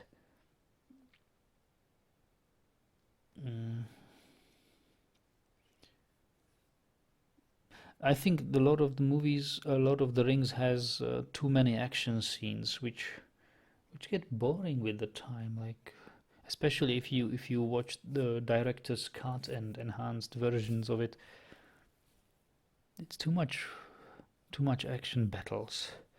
That's not what Lord of the Rings is about in Tolkien's books. So that's the overemphasized part. And in Hobbit, I think that's about the right amount, and I love them. The Hobbit movies are just great. Also, Nagi, it sounds like you don't like the Lord of the Rings films. Yes, they were great. I remember my emotions when I saw the first of them in the movie. I was watching them with tears in the eyes because I finally saw the guys. I finally saw the heroes of the story, and they were pretty much like I imagined, but with I saw it like 3 or 4 times, and then I realized, well, from like I was enthusiastic about it because I liked the book, but for somebody who just wants to watch the movie without knowing the books and without being a fan of Tolkien's books, that is actually not too much exciting about it. Like, unlike, for example, the first Harry Potter movie. I never read any Harry Potter books, but I know they are good and very popular, and the first movie was very good. I enjoyed watching it. I can't imagine that somebody not having read Lord of the Rings would enjoy watching Lord of the Rings movies.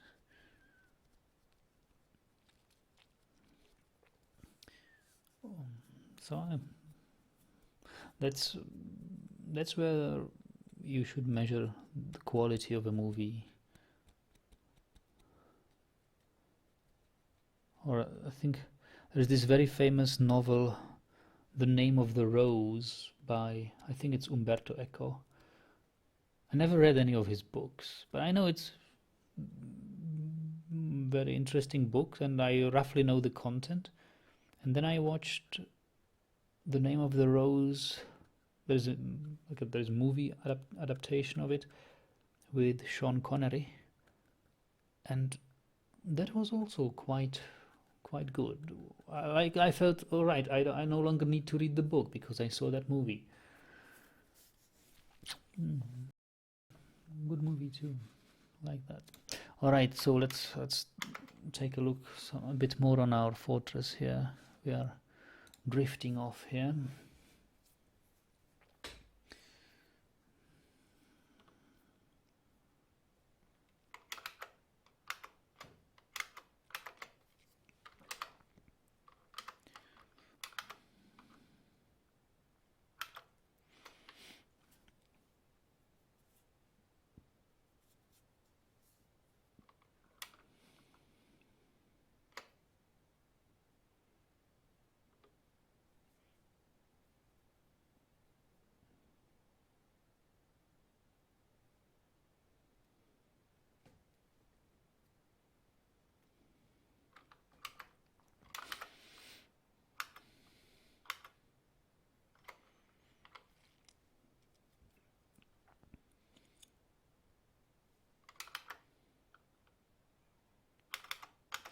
I wonder why my miners... Oh, yeah, they are mining already here. Wonderful, wonderful. Just what we need. Okay, so let's build some beds here.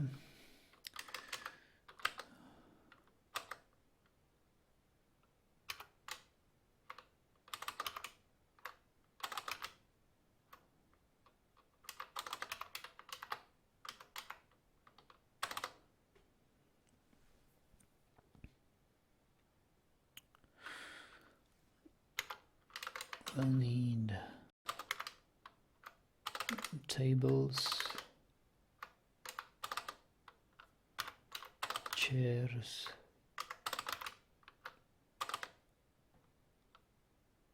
cabinets,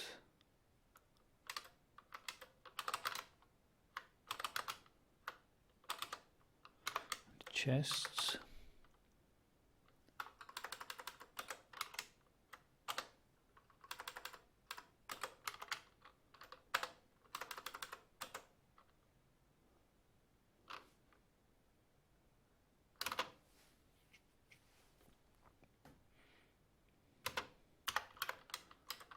And some doors here.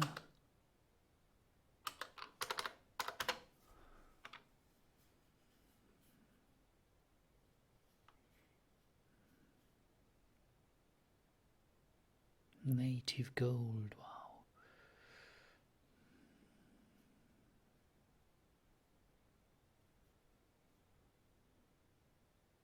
Oh, look at that.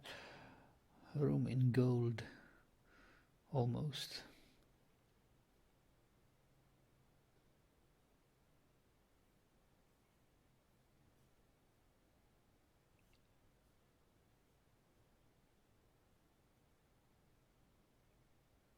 Rock crystal! Wow, rock crystal, we can make crystal glass.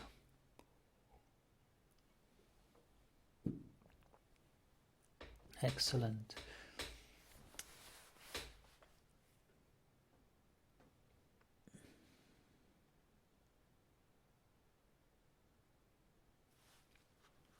There are more interesting questions, I see.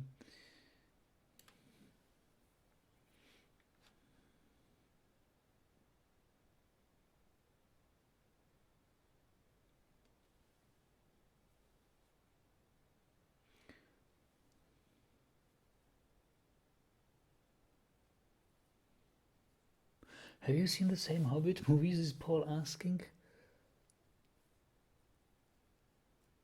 Oh, Isaac says, I didn't like the third Hobbit. Well, I did. I did like all of them equally. Isaac says because too much battle. Well, but it was battle. The Battle of Five Armies. That was such an important battle. Like I did not mind it then, because it was the whole story of the Hobbit is like different events just come together, and it like if you especially if you see it from the broader perspective, like outside of Hobbit books, but if you see the setting in the world of Middle Earth and the Tolkien's world, the Battle of Five Armies was such a culmination of things was beautifully done in the movies, I think.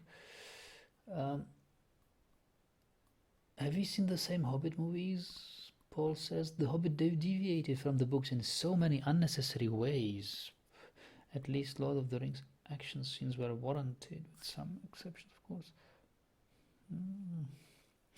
Well, yeah, it deviated, it was simplified. Of course, you can't put everything into the movie. You have to choose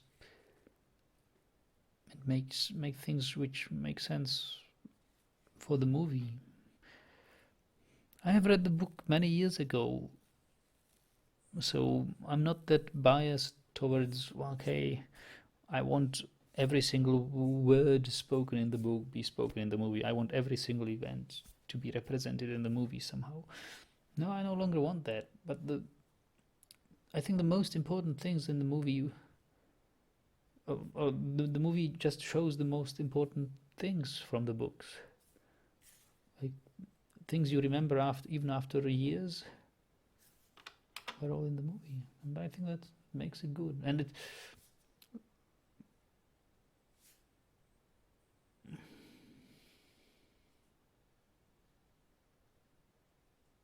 yeah, I don't know really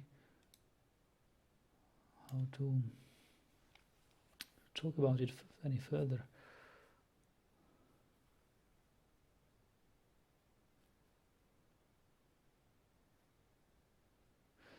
Louis is asking, what does everyone think about the lore of Elder Scrolls in comparison to Lord of the Rings?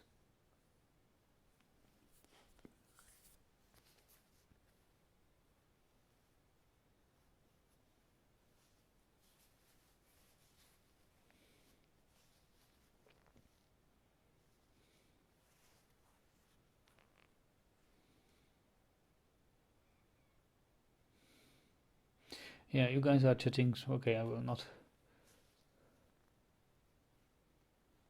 One question for you, Nagidal. What were the 5 armies? It's a good question. I think one army was the people from the city under the mountain. Second army was the dwarves of Thorin and like his followers. Then there were elves from was it Mirkwood, I think it was called. Then there were goblins. And the 5th army, I think, must have been these eagles, or I think it was the eagles. But were they represented in the movie? I don't really remember.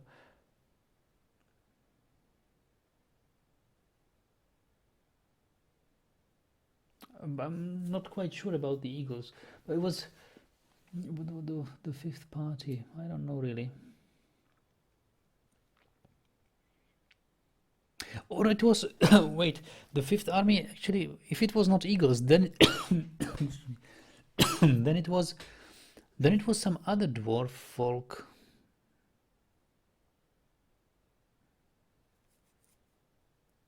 But why would? I don't think that the dwarves fought against each other there. Yeah, I think it was something like that.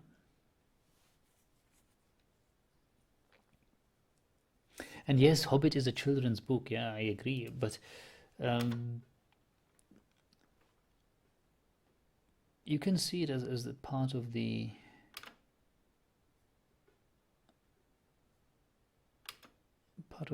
Tolkien universe. Lord says Thorin, Azog, which was goblins, I think, Thranduil, which was the elves, Bard, okay, that was the people from the hill, and Iron Hill dwarves. So it was Iron Hill dwarves, the 5th army. Okay, so indeed the dwarven families fought against each other.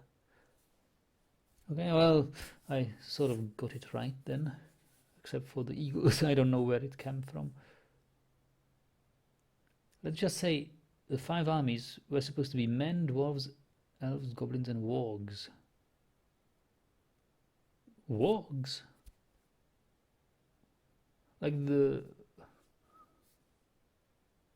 wargs, yes. These wolves, right? The big wolves.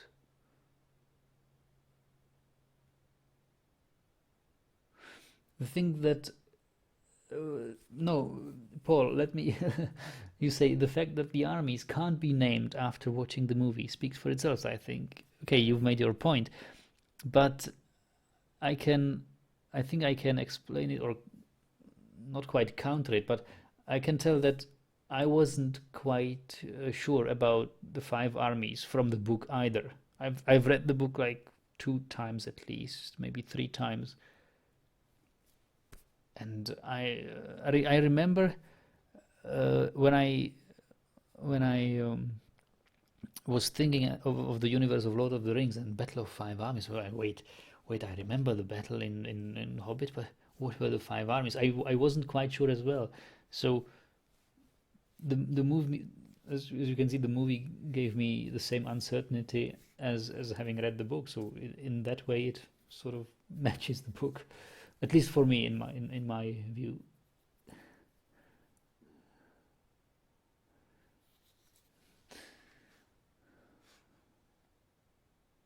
Isaac says, I think it was men, dwarves, elves, goblins, and eagles. That's at least how I remember it from the book. Men, dwarves, elves, goblins, and eagles. And maybe the movie changed it because eagles were not quite really... Paul says, I'm fairly sure the 5 armies are named properly at the end of The Hobbit. Just let me look it up. Okay. Hello, Yugoslavenka. I hope there won't be any Silmarillion trilogy. Why not? I would love that, and I would like to see Unfinished Tales. They are so beautiful. I like them even more than Silmarillion.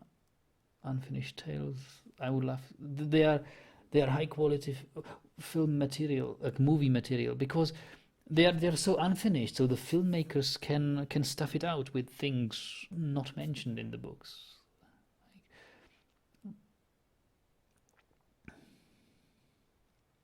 You know, they don't need to be.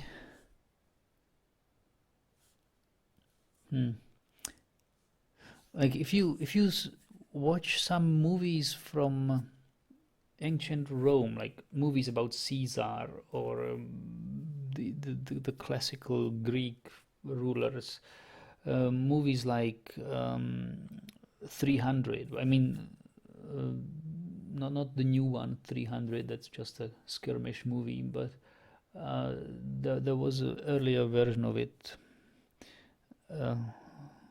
which was not quite called 300. It had something added to the title.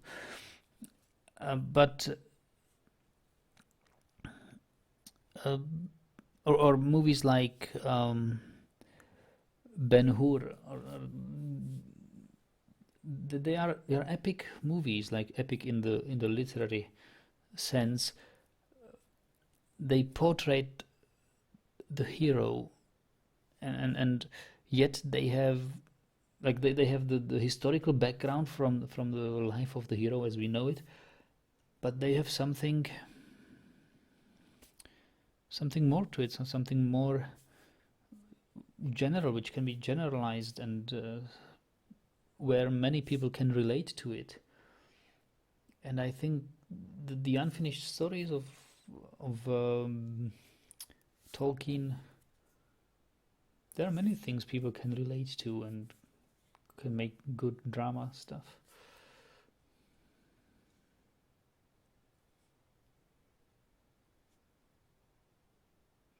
Isaac says, I want to see a well-made 2D animation or series set in Middle-earth next.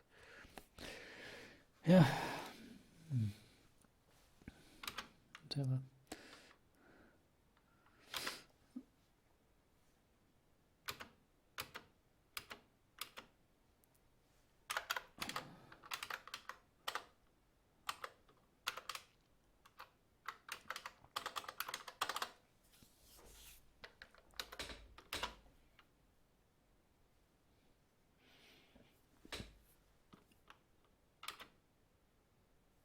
Silmarillion and Unfinished Tales won't fit in a trilogy, I think. A proper series, yes. Basically, every hero or every story from the Unfinished Tales could be its own movie.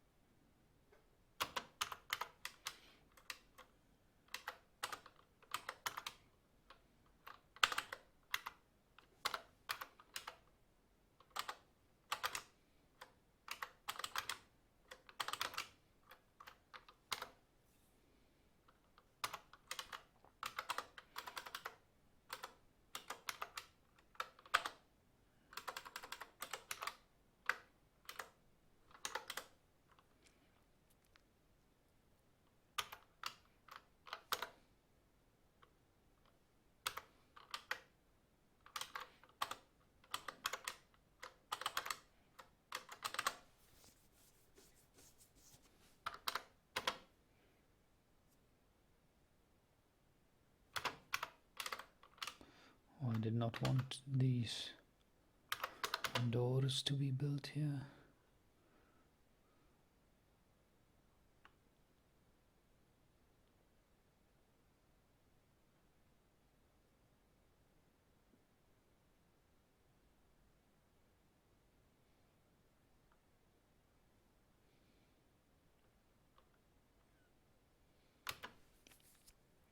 There is nothing to catch in the central swamps. Oh boy. Well. Oh, bilberries are being collected now. I like that. Sons of Húrin could become a movie. Yes, yes.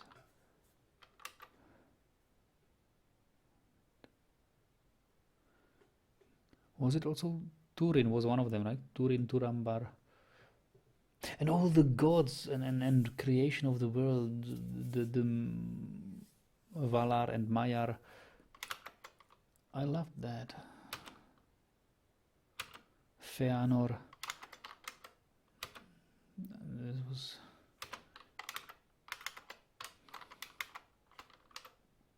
great stuff there. Door. Limestone doors.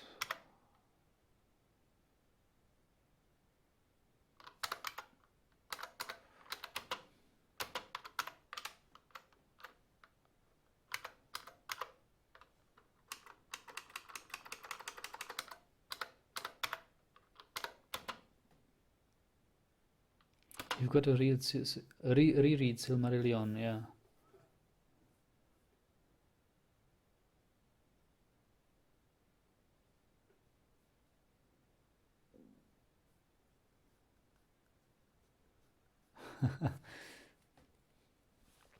You know what book I currently read? I read one of the fantasy anthologies I read when I was 12 or 13. It's called, I think, Wolf Riders by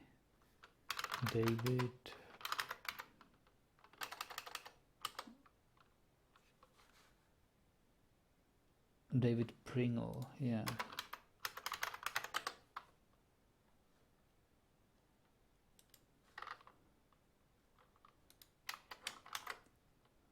This thing. It's like, I mean, it's nothing special. It can't compare to the big guys like Tolkien and other fantasy or sci-fi worlds and universes. It's just a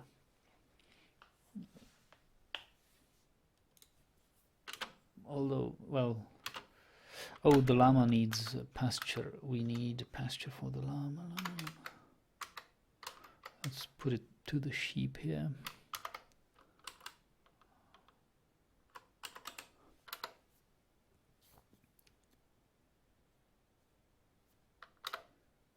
Oh crap, says Paul. Please don't drag me into the Warhammer universe. Well, I feel myself dragged into it. I feel being dragged to it myself when I started reading it. But I don't think I will read any further because it seems like these Wolf Riders are way better than the rest of the Warhammer stories. I mean, that's just. It's very very good picks from the Warhammer universe, and some of the stories I remembered all those years, like 20 years later, even more, over 20 years later, I still remember some of the stories I read back then, and then I was thinking, okay, that those stories, no matter how well or badly written they are, they have made some impression on me, and I still remember them today, and I know I liked them back then, so why not read it again? And so, yeah, and good. Have you heard of the Horus heresies? Well, no, haven't heard of it. Horus heresy doesn't ring a bell.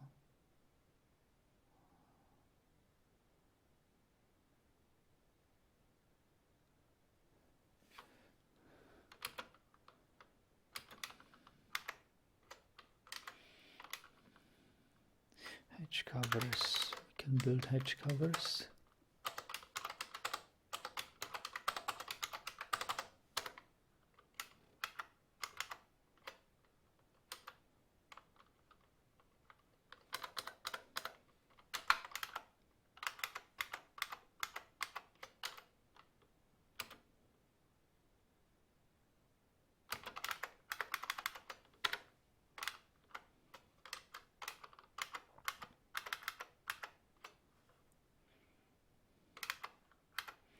We don't have two. We will need more wood here. That's for sure.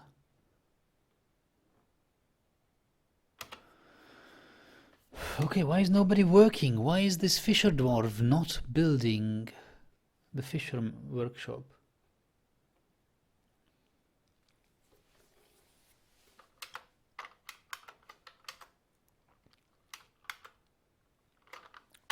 What's wrong with my dwarves? They have absolutely no jobs. Fish dissector is fishing. Well, fishing. We would then need a stockpile of raw fish, I suppose. Like unprepared fish. Unprepared fish stockpile right here.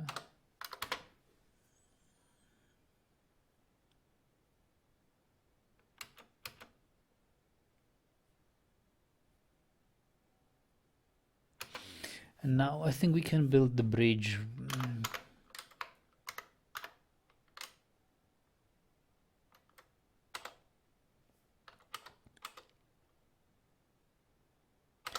From limestone blocks.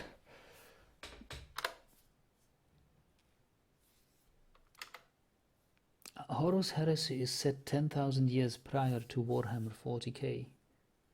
Ah, I see. Well, there is 30 something books in the series so far. Okay.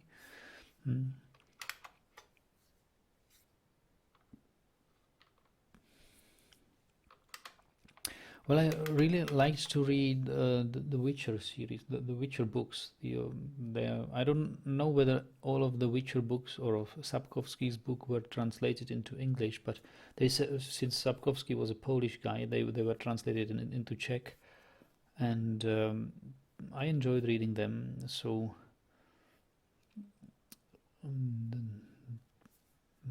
those are also great fantasy novels.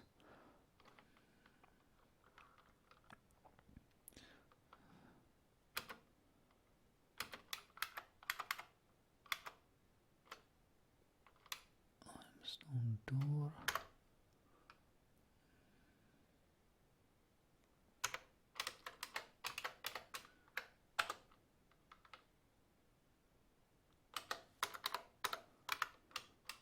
I need one more door.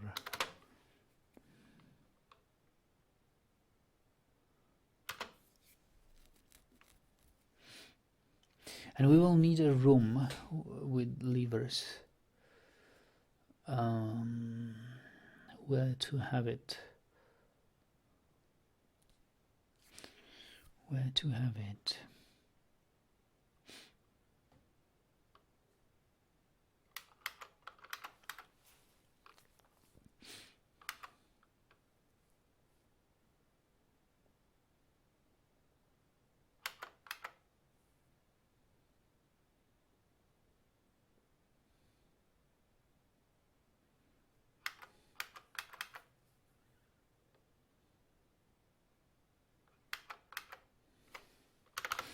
Well, I guess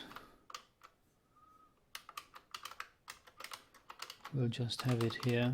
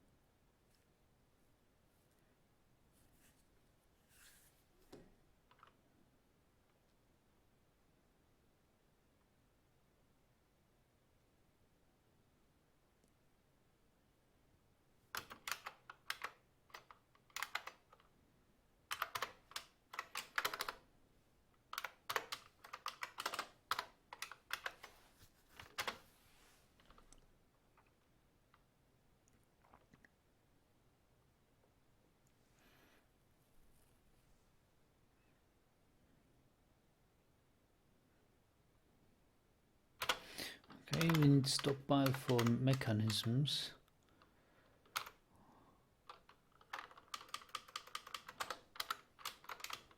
Stockpile of mechanisms.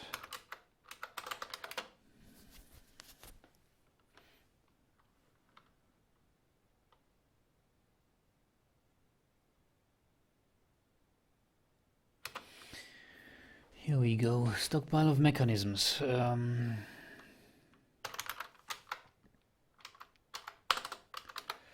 And build a lever here using limestone.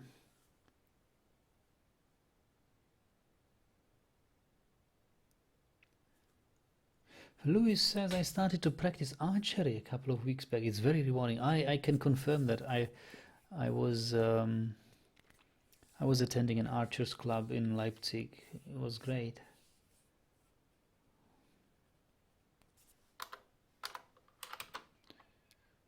Archery. However, it was modern archery, like the Olympic style archery. I tried some historical archery, but it wasn't fun for me without aiming aids and stuff. So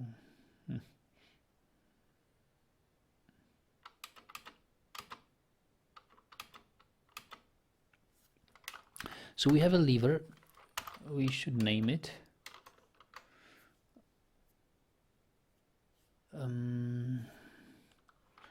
Place name depot entrance and actually let's stick to what I usually do there, like first bridge depot. No, I don't want to delete.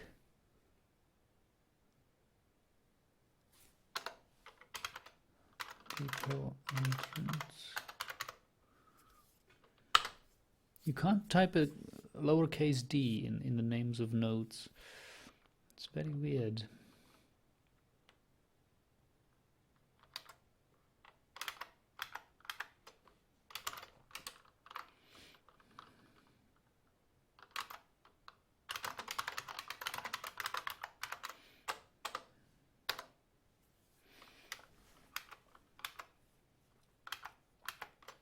Oh, it's been built already. Wow, they are quick. So link it. Link up a bridge. Using these guys and then pull the lever.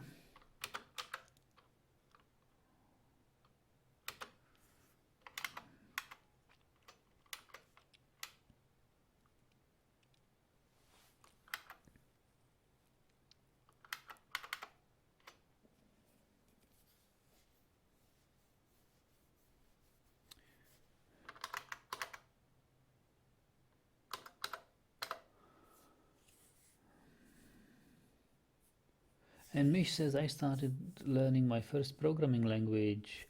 Oh, that's nice, Mish. Python, perfect pick. I love Python. It's great. I especially like the Python 3 version 3 branch, but I can see that for serious programmers there are not enough libraries yet. But Python's great. It's so easy to program in Python.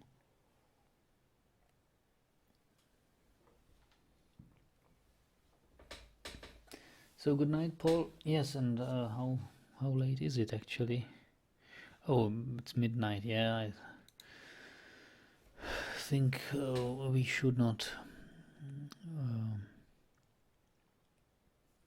We shouldn't make this too long. Is there any programming language you recommend? I recommend Python. I recommend Python 3.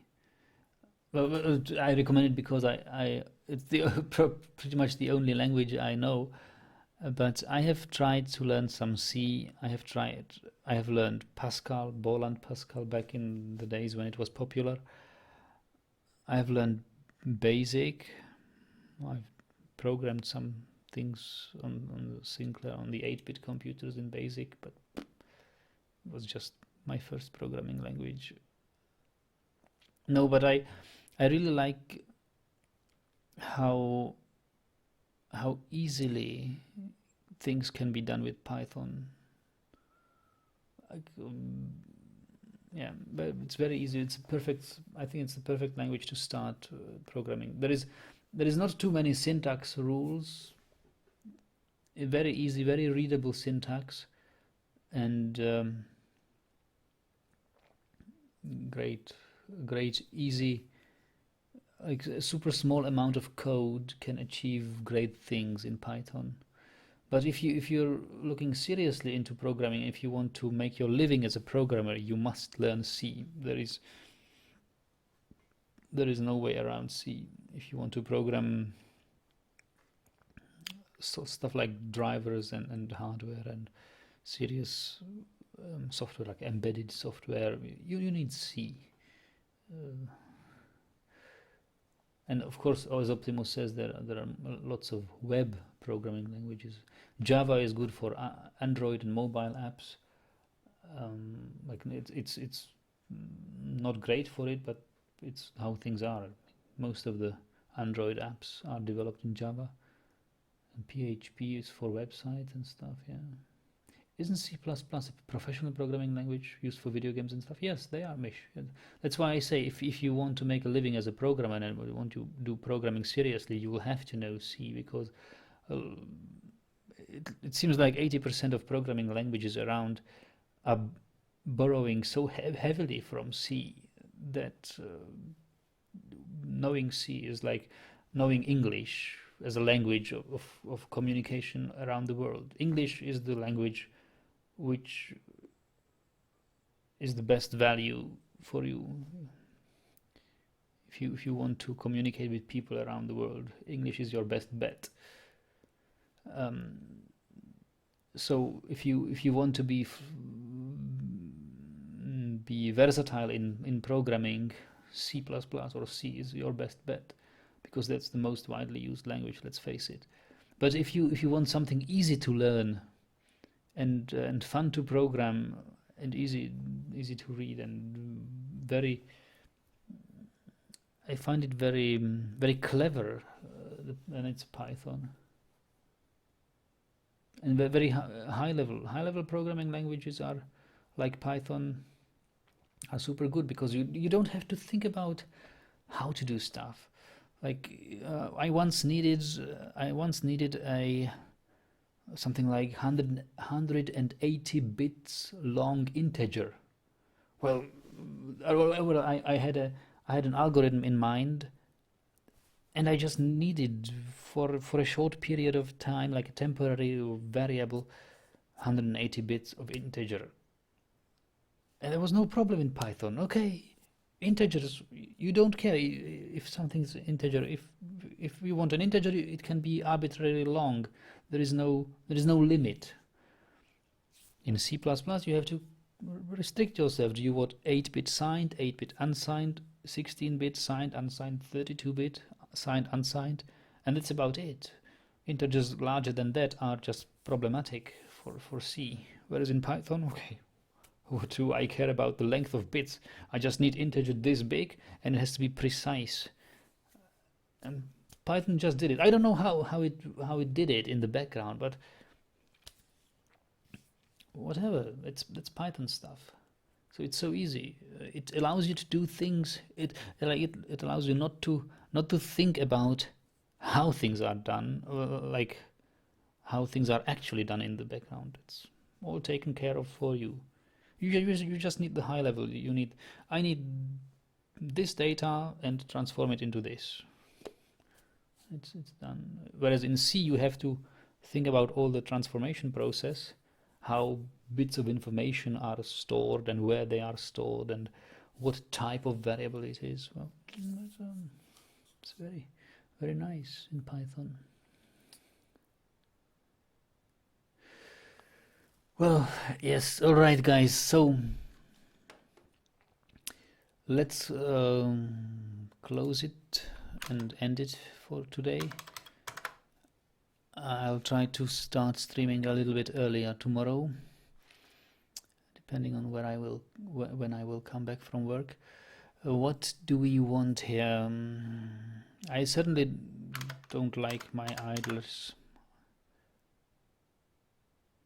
We need a wood burner. We need a... But I'm lacking a second axe. So I can't be a woodcutter. Maybe I should separate woodcutter from wood crafter. Yeah, that's probably woodcutter. I need an extra woodcutter. Tomorrow we will think into. He says, well, I think I'll head to bed. Yes, I'll head to bed as well.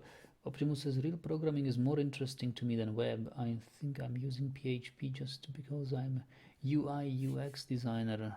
I would gladly like to find a time to learn Python or C. Oh, that's interesting. User interface and user experience designer. I really much... I've had a session where I talked about UI and UX, and I very much appreciate the work you guys do. Well, then I'll see you tomorrow, I suppose. Have a good time. Thanks for watching. It was a nice chat.